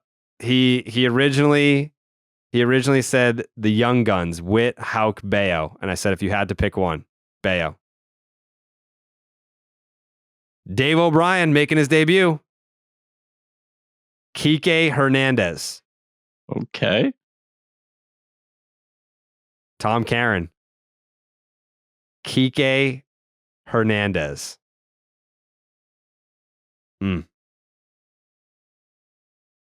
To the rest of us here.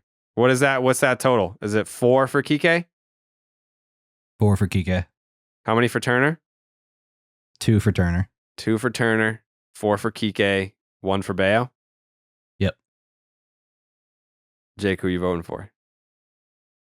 I got Kiké. Kiké Hernandez goes Jake. Tyler. I got to go with the same thing. The clutch hits, cleaning up the defense when you needed to. You needed guys to step up. He was the guy more than once. What more can you ask for? I'm also going to go Kiké Hernandez. Your Clark's Ketchup Series MVP goes to Kiké Hernandez. 2 wins, 2 game-winning RBI for Kikaso.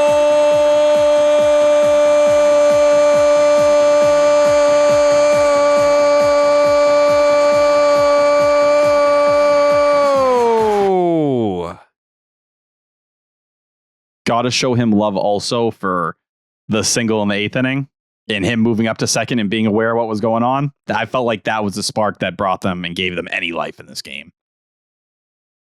I'm going to tell him right now. Congrats. You won the Clark's Ketchup Series MVP. Is this another ratio? Huh? Of Steve? Oh, yeah. Times 5? Yeah, he Steve hates Kiké. I don't know. I think Should I call him? I'm gonna call him. Yeah. Maybe he'll apologize.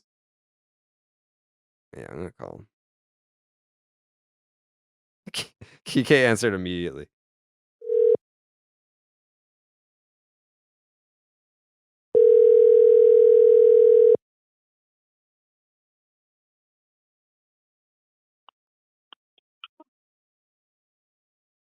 Hello?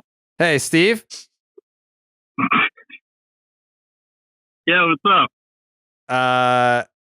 What are you doing? Just doing socks. Are you on the podcast right now?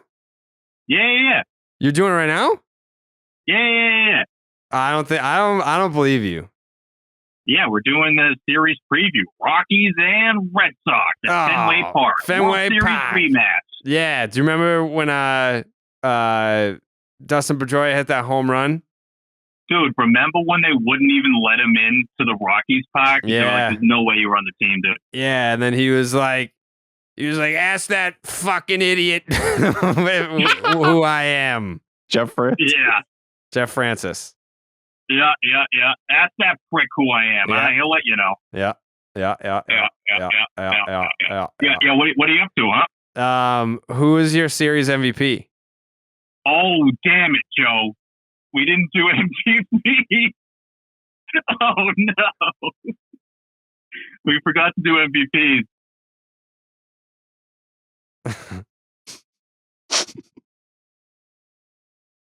Who you got? Who do I got? Who do you got? Are you only doing this so that I can say that it's Kiké? What? Is that, What are you talking about? what is it?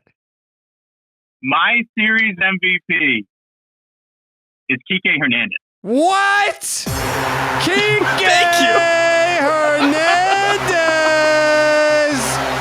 We got Stevie P voting for Kiké. Holy shit. That's the type of positivity we need out here, Steve. We need Stevie voting for Kiké. Oh yeah. I did it solely for the reaction. That definitely didn't disappoint. Very well done. Is that who you actually were gonna vote for? Jared, I'm not gonna lie. When we were talking about series MVP, I was like, I think we're gonna have to go with Kiké. Like I was doing the process of elimination. Kiké! I'm excited. I'm excited that you voted for Kiké. You come a long way. I wanted to vote for Bayo. I want honorable mention is Bayo. Yeah. Okay. That's a fair thing. Yeah. Okay. So you guys all have Kiké? No. Cora went Bayo. Houck went Turner. Middlebrooks went Turner. Okay. All right. That's fair. Yeah. There is love for Turner. Yeah. Who does Joey have? Joey, who do you got? Joey said he has Kiké the person, not the ball player. What do you mean? He had 2 game-winning hits. Joey says he has Kiké Hernandez. Kiké Hernandez. Woo! Oh yeah, baby. We might even get a Kiké acceptance speech at some point tonight. Oh my God, that is incredible. Great stuff. This is Podception Part 2 here. Yeah. Well, I said, congrats, you won the Clark's Ketchup Series MVP. And he said, damn, that's crazy. What do I get? And I said, you get a bottle of ketchup. And he said, yeah, I mean, isn't it like super obvious what he gets? He gets a big old bottle of that ketchup. Yeah. And he said, that's sick. So, right. Yeah, he's pumped. Yeah. I think I'm going to have to bring him a bottle. Is there someone listening that works in like graphics print? Like there has to be a way to cut out like a sticker with the Clark's Ketchup logo on it that we can just slap on a ketchup bottle to give to the players. You can very much get somebody a physical bottle of ketchup. That can pretty easily happen. Yeah, but we need a Clark's Ketchup bottle. Yeah, I'm saying somebody listening right now can do that and will do that. I would almost guarantee it. All right. Yeah. Wait, Jared, question for you. Yeah. Have you tweeted anything negative about Kiké this season? Yeah. I have. What was it? I was like, oh, what the fuck? I'm just I know you guys are painting buddies. Do you think that prevents you from being negative about him? No, because I feel like if you are making the throwing errors, you also know that you made them. So if I was like, what the fuck kind of throw is that? He's not going to be like, it was a good throw, dude. I don't think that he's going to be able to combat some sort of stance on a bad throw, you know? Yeah, you basically don't have to be out there just confirming what everyone already knows, that these are the worst throws like we've ever seen.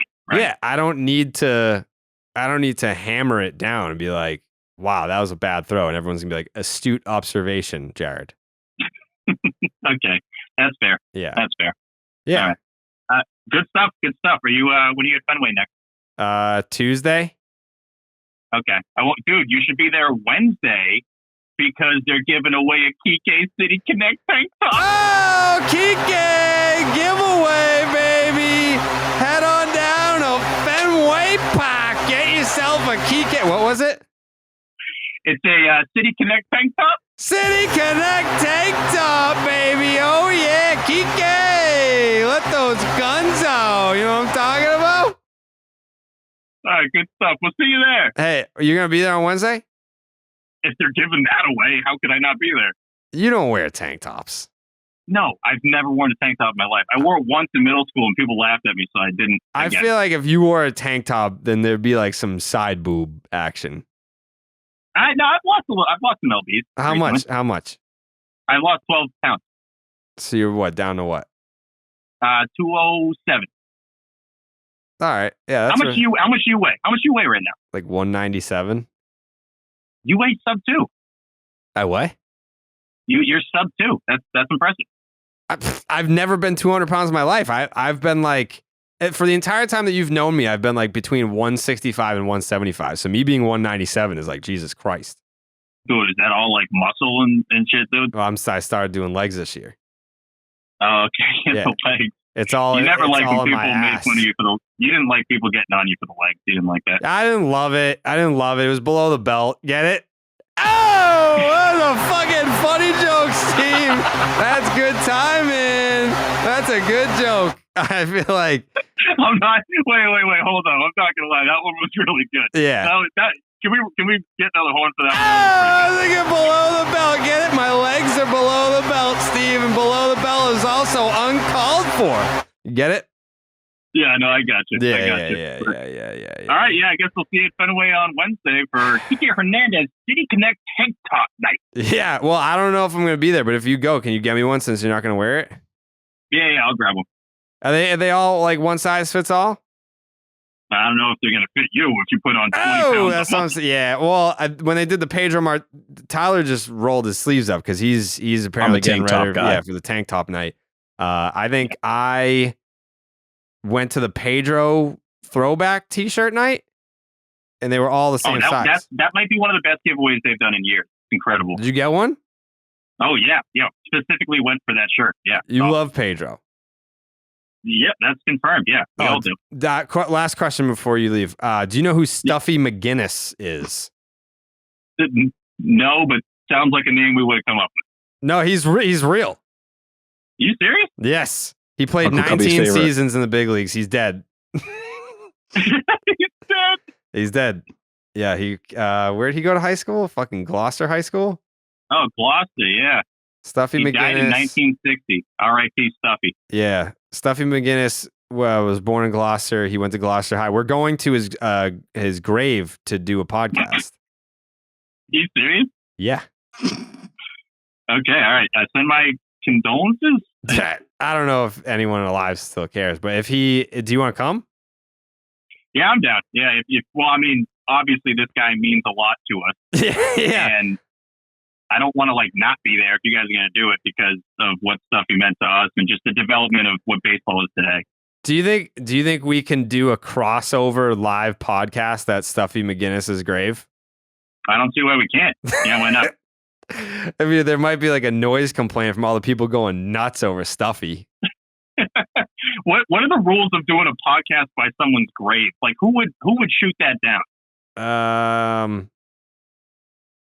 That's a good question. I don't know. Do you need a permit for that? Yeah.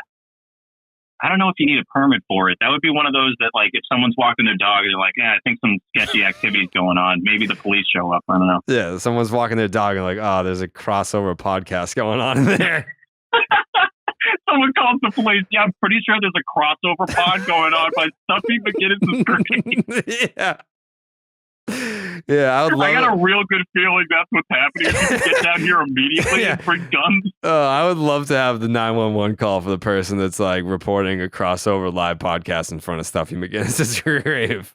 Yeah, you guys got to get here quick. Bring backup. Yeah. Tyler's Uncle Bucky died. Uncle Oh, sorry, Cubby. Tyler. What's his name? Uncle Cubby. Fuck Cubby. you, Jared. Why are you laughing so hard? Uncle. Hey, condolences. Is this serious? Are you making something up? It was a while ago. He's fine. 2003. Yeah. Sounds like he's not fine. Rest in peace, Uncle Bucky. He's Cubby. Uncle Cubby. You fucking asshole. Can you ever be nice to me? Oh God. It's been 20 years though, right? This isn't a recent RIP. No. 20 It years. always feels recent. It's recent to me. Yeah. So, Thoughts on Bullet. yeah, we're grieving the loss tonight. All right. Condolences to you, Tyler. Condolences to any of Stuffy Thank you. McGinnis' relatives that are listening. Mm-hmm. And yeah, that's all I got. That's it. All right. It's been real. I'll have Jake reach out about the logistics for the live pod. All right, perfect. I'll grab one of those TK tank tops. All right, cool. Thank you. All right, see you. Bye. That was Steve Peralt. You know him, you love him. Hates Kiké. Hates him. See, I told you.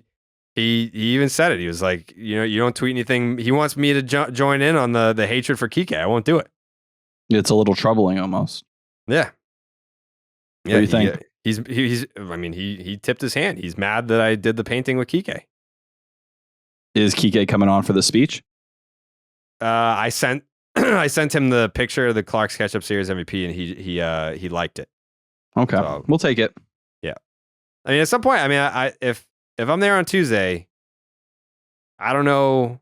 It's gonna have to be a quick turnaround to get a Clark's Ketchup sticker on a bottle of ketchup to bring to Kiké. But at some point, I'm gonna give. Is this isn't his first? Has to be his first. Is it? I don't mean to be mean, but he's been the worst player on the team this year. That was mean. Well, is it honest? No, it was hateful. Listen, all I'll say with Kiké, I don't know if he still has it in him, but in 2021, first half was not great. He just went nuts the second half. Yeah. Find a way. Find a way.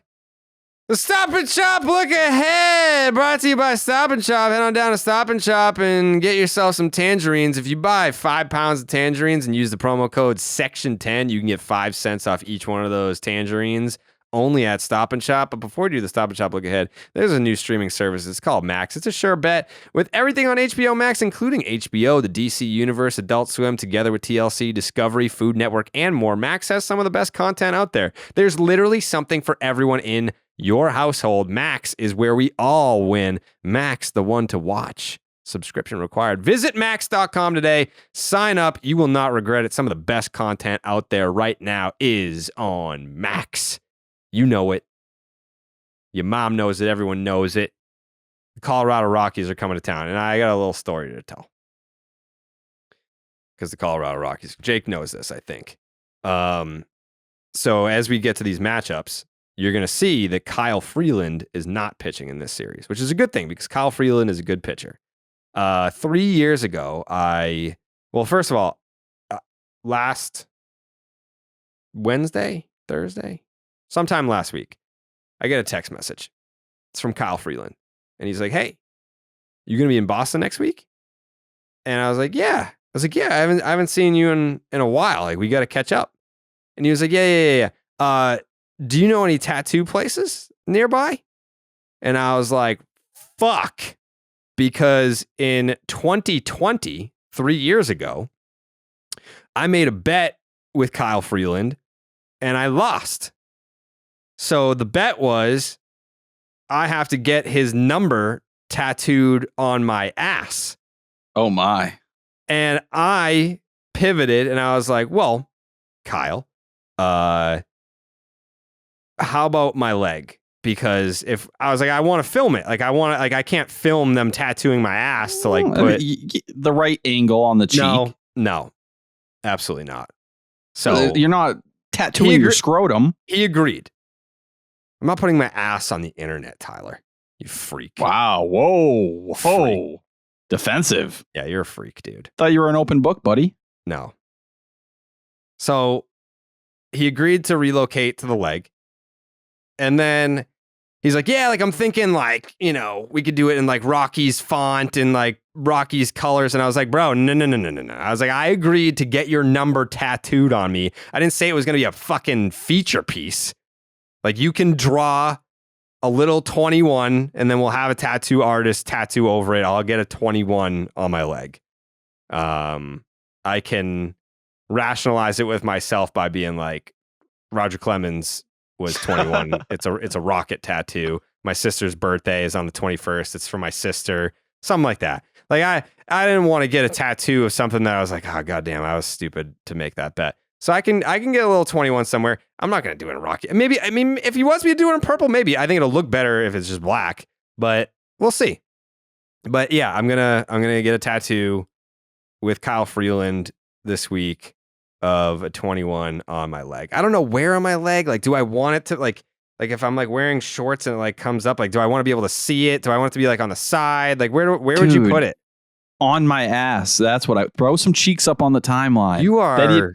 Then you never have to worry about anyone seeing it. Something wrong with you. Throw some cheeks up on the timeline, Jared. I'm not throwing. Hey, you been doing leg day? Yeah. What has all this been working for? The legs. Throw some ass, kid. Throw some ass, kid. That's all I'm saying. Get in there and throw some ass. Christ almighty. Jake, where, if you had to get a tattoo, or if you were in my position, where on your leg would you put it? I definitely wouldn't go ass. No. I want to be able to see it. You know? Probably thigh. Like where on the thigh? Like on the side? Like right above the knee? Like where are we going?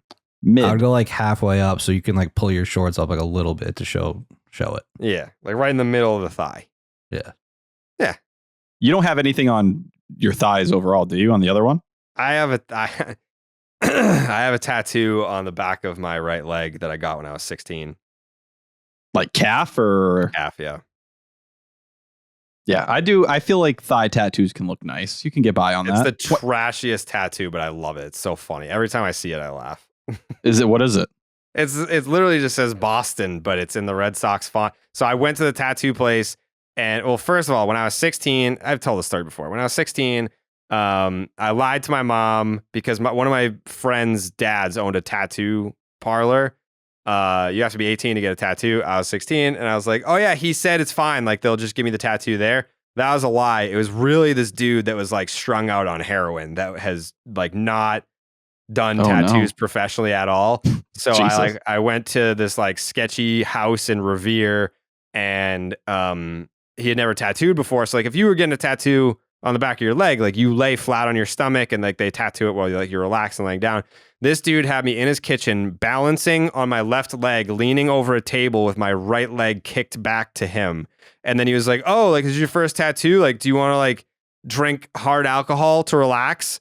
So like, I'm like drinking Captain Morgan straight from the bottle, balancing on one leg while he's fucking like sticking the gun. Like when you get a tattoo, like obviously like it hurts, but like he was digging in deep because he didn't know how deep to go. So it was like the most fucking painful tattoo. I'm drunk. Why did you let this happen? I was 16. I wanted to be cool and have a tattoo before you were old enough to get one. Did you want a disease? Did you want to have permanent damage? What were you looking for? When you're that young, you're not considering all the risks involved. So I passed out. From this tattoo. He finished in the trap house? Yep, passed out. And then when I turned 18, so I got the guy that did it in his house. He just gave me the B on the back of my leg. When I turned 18, I went to an actual, like my friend's dad's place. I went to the place I said I was going to. I went there and I was wearing a Dustin Pedroia jersey. I took the jersey off. They put it in the scanner. They scanned it. And then they put the OSTON on the back of my leg. And then they tattooed the rest of it. So they fixed, because my B was pink because I was drunk. So the red ink bled out because alcohol thins your blood. So it bled out. I had a pink B. They made it a red B. And then they put the OSTON. So like anytime that I'm like wearing socks and sandals and like gym shorts, like I always just laugh when I see it because it just like looks, it's so trashy. Like it's like, oh, like there's some trashy ass dude from Boston. There he goes. So it's a very funny tattoo. I like that. That's Boston aesthetic. Like I feel like, Boston, usually a lot of people have that one really kind of rough looking tattoo. I have a couple buddies who have the same thing. Yeah. And that's why people are like, oh, like why? First of all, yes, like I Didn't have any legs to show off, so that's why I mostly wear pants. But if I'm at Fenway and it's like 98 degrees out and I have to go on the field for like interviews, I can't just walk around in shorts because they're gonna be like, "What the fuck, dude?" For the same reason why people get mad, like, why don't you wear like a Red Sox shirt to games? It's like, oh, because I have to go on the field before the games to like do interviews and shit. Like I can't. Like I feel like that would be weird to just be rocking this big ass fucking Boston Red Sox leg tattoo. When I get my first tattoo, I'll consult you. Yeah, I'll take you to my guy. He's great. No, I go to Calaveras Studios in Chelsea. Is that where you filmed with Will? Yeah. Yeah, he's done my chest and both my arms. Did you pass out during those as well? No, just the one That's time. You were a troubled child. I was trying to be cool. Wasn't cool. Don't get tattoos when you're 16. James Paxton versus old friend Connor Siebold in game 1. Cutter Crawford in game 2 versus Chase Anderson. Garrett Whitlock versus Austin Gomber. Austin Gomber. He's not good. I already know this because he was part of my parlay on Friday, I think it was. Yeah. I was like, this guy sucks. He's a lefty and Tatis mashes lefties. I was like, yeah, this is an easy 2+ total bases. Connor Siebold. He's 1-2 with a 5.10 ERA, a 1.41 whip, and a 6.8 strikeouts per 9. He's not been very good. 5.12 FIP to go along with the 5.10 ERA. Spent April in the bullpen, but has been a starter since May. 5.03 ERA, 5.71 FIP as a starter. He's allowed 6 home runs as a starter. 3 were in his very first start, though. Currently in his best form of the season, his last 2 starts, 11 1/3 innings, 5 hits, 3 earned runs, 4 walks, 9 strikeouts. That's a 2.38 ERA, 3.01 FIP. Not a strikeout guy at all. Has not topped 5 in any of his appearances this year. He gets no whiffs, no chases, and no strikeouts. So that's not good. Not much has changed. No. His slider stinks. 18 hits, 9 for extra base hits, 5 home runs, 295 batting average, 607 slug. The Rockies are 3.11 when he pitches. They've lost 4 straight. He's obviously never faced the Red Sox. Going up against Connor Siebold is James Paxton. He was great in his last start. 2-1, 3.81 ERA, a 1.23 whip, 12.5 strikeouts per 9. Shoved in his last start. 7 innings, 6 hits, 2 earned, 9 strikeouts, a couple walks. Had 8+ strikeouts in 3 of 5 starts. 17 strikeouts in his last 2 outings. Only 3 earned runs there as well.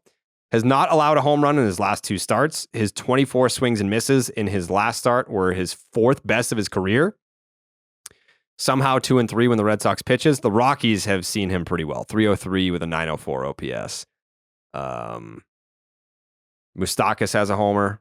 Blackman, Grichuk, CJ Cron's got 2. Cutter Crawford versus Chase Anderson. So Chase Anderson is 0-0 with a 2.25 ERA, a 1 whip, and a 5.7 strikeouts per 9. Started the year on the Rays, but was designated for assignment after 2 bullpen appearances. He's made 5 starts for the Rockies, and he's been really good. He's completed 5 innings in every start and has yet to allow more than 3 earned runs in an outing. He has 5 home runs allowed, though, including 2 in each of his last 2 starts. His 4.96 FIP shows that the wheels are probably going to fall off sooner rather than later. He has a career 4.19 ERA and a 4.68 FIP, so shouldn't be super scary. 4-seam, averaging 93.3. He throws 7 pitches. That's crazy. Changeup is his best pitch. The Rockies are 3-2 when he pitches. Red Sox hitters, 242 with a 750 OPS against them. Verdugo and Turner have homered. Then you have Cutter Crawford. 1-3 at 3.68, a 101 whip, and an 8.8 strikeouts per 9. Since moving back to the rotation, he's been kind of an opener, so to speak. Total line from 2 starts, 6 innings pitched, 3 innings in each, 7 hits, 4 runs, 3 earned, no walks, 6 strikeouts. He only has 6 walks in 36 2/3 innings this year. Love to see that. 35th percentile in walk percentage. His baseball savant page, a lot of red. Fastball spin, walk rate, hard hit rate, average exit velocity, expected batting. What's the chase rate? Chase rate, 99th percentile. I'm glad you asked. When When you dropped that last podcast, I had to put out a tweet with that like 2 or 3 days later. Yep. 95th percentile in walk percentage, 99th percentile in chase rate. Red Sox are 3-9 when he pitches and 1-3 when he starts. Not a ton of sample size against Rockies hitters. 0 for 2 with a walk and a strikeout.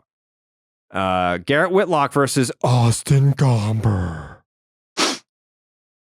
Austin Gomber is 4-5 with a 7.57 ERA, a 1.75 WHIP, and a 5.8 strikeouts per nine. This guy sucks.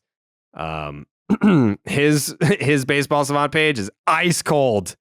Expected batting average 2nd percentile, strikeout percentage 6th, chase rate 5th, fastball velocity 14th, expected slugs 2nd. This guy's not good. Ice cold. Whiff rate 9th. Not good. He's allowed 16 home runs, at least 1 in every start, except for 2. Last start was 4 innings, 11 hits, 7 earned runs. That was the one that he got shelled by the Padres. Rockies hitters, the Rockies are still somehow 7-6 when he starts. Red Sox hitters are 9 for 24, 3 doubles, 2 triples, and a homer. JT, 6 for 8, 3 doubles, and a homer. Damn. Then, Garrett Whitlock. Last start was fucking great. Best outing of the year against the New York Yankees. His sweeper was disgusting. 11 swings, 10 whiffs. The only ball put into play was off of a 67 mile an hour dinker. His changeup also had 7 whiffs on 13 swings. His 18 whiffs in that game was a career high. Previous was 16. Red Sox are 4-2 when he starts and have won both starts since he returned from the injured list. Rockies hitters 1 for 3 with a single. So again, that is James Paxton versus Connor Siebold, Cutter Crawford versus Chase Anderson, Garrett Whitlock versus Austin Gomber. Jake, the floor is yours. Yeah, we're gonna sweep these guys.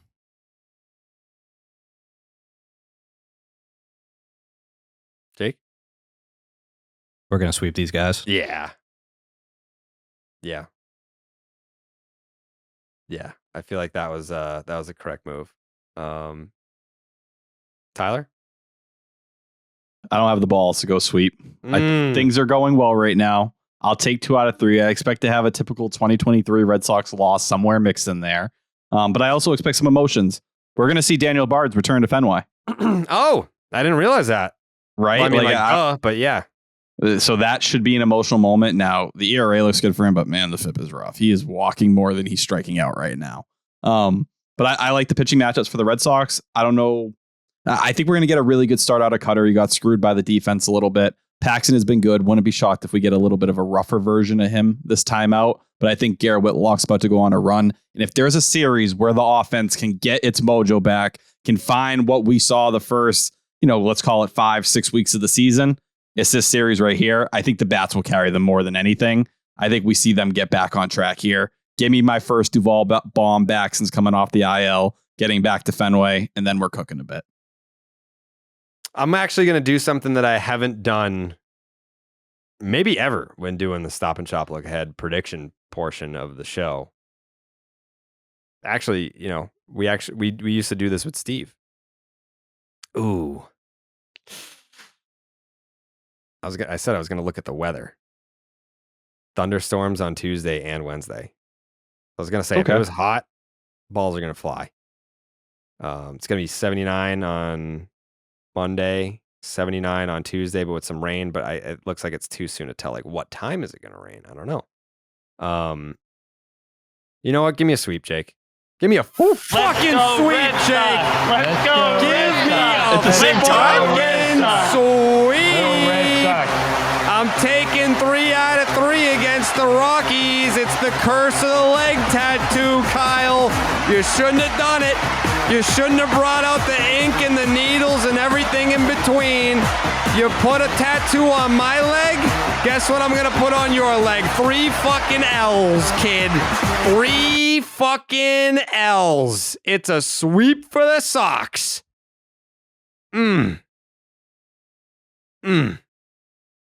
Ballsy. Yeah. That's if, I'm not a weatherman, but it looks like there's rain in the forecast this week, which hopefully they play all 3. So Weather's about confidence. yeah, you just got to believe that it's not going to rain. Yeah. So.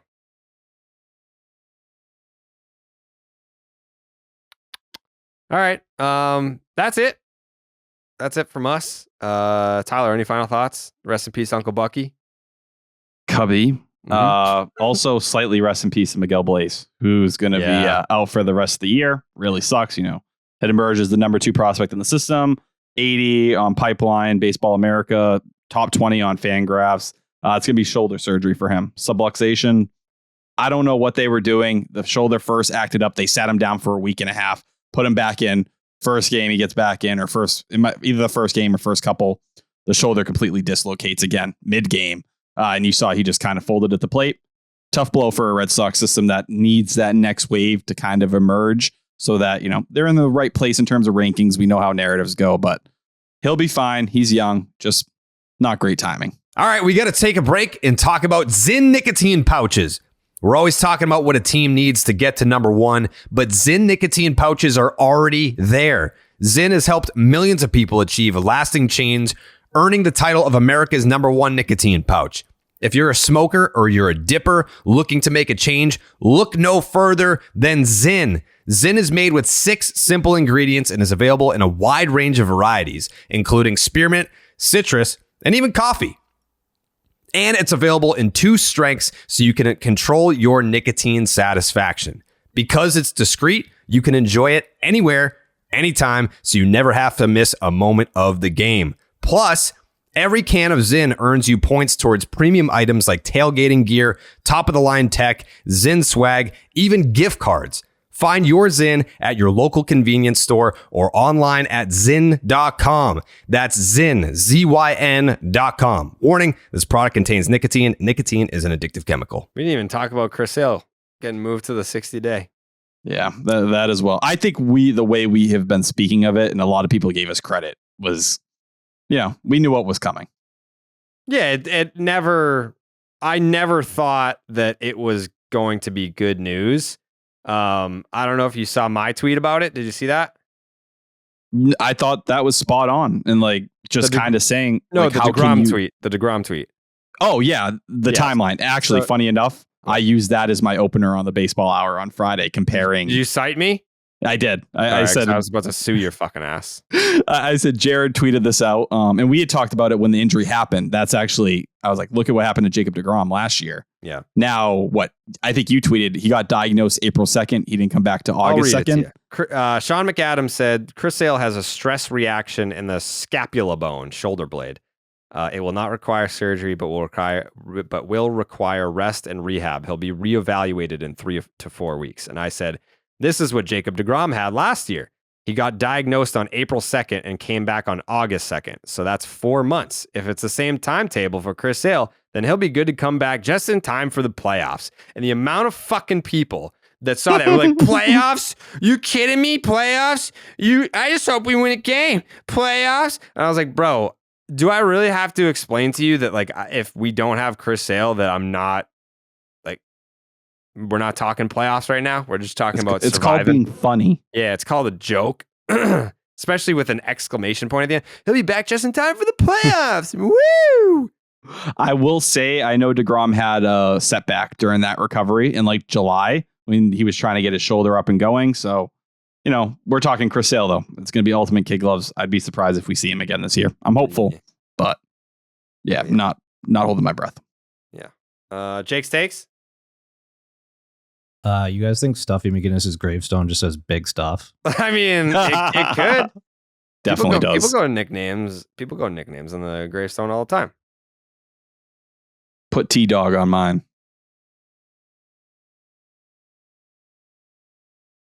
No. Why? That's not your nickname. A lot of people call me T-Dog in the streets. Who the fuck calls you T-Dog? If I'm walking around Brockton, you just, hey, T-Dog. Yo, what's good? I feel like people now are just going to call you Stuffy. No, please do not call me Stuffy. Stuffy Milliken. I'm not Stuffy Milliken. Yeah, you are. I'm not stuffed. Double stuffed. Yeah, you're double stuffy Milliken. T-Dog. No. Suck on it. That one I agree with, Alex. That one I agree with. Won't allow it. Well, too bad. It's not your call. All right. Enjoy the Rocky series. Hopefully we got ketchup and haikus coming your way on Wednesday night into Thursday morning. And enjoy the series. And I will have a new tattoo by that point. So can't wait to do that, post a video, and do the ketchup and haikus. We'll see you then. Buenas noches, amigos.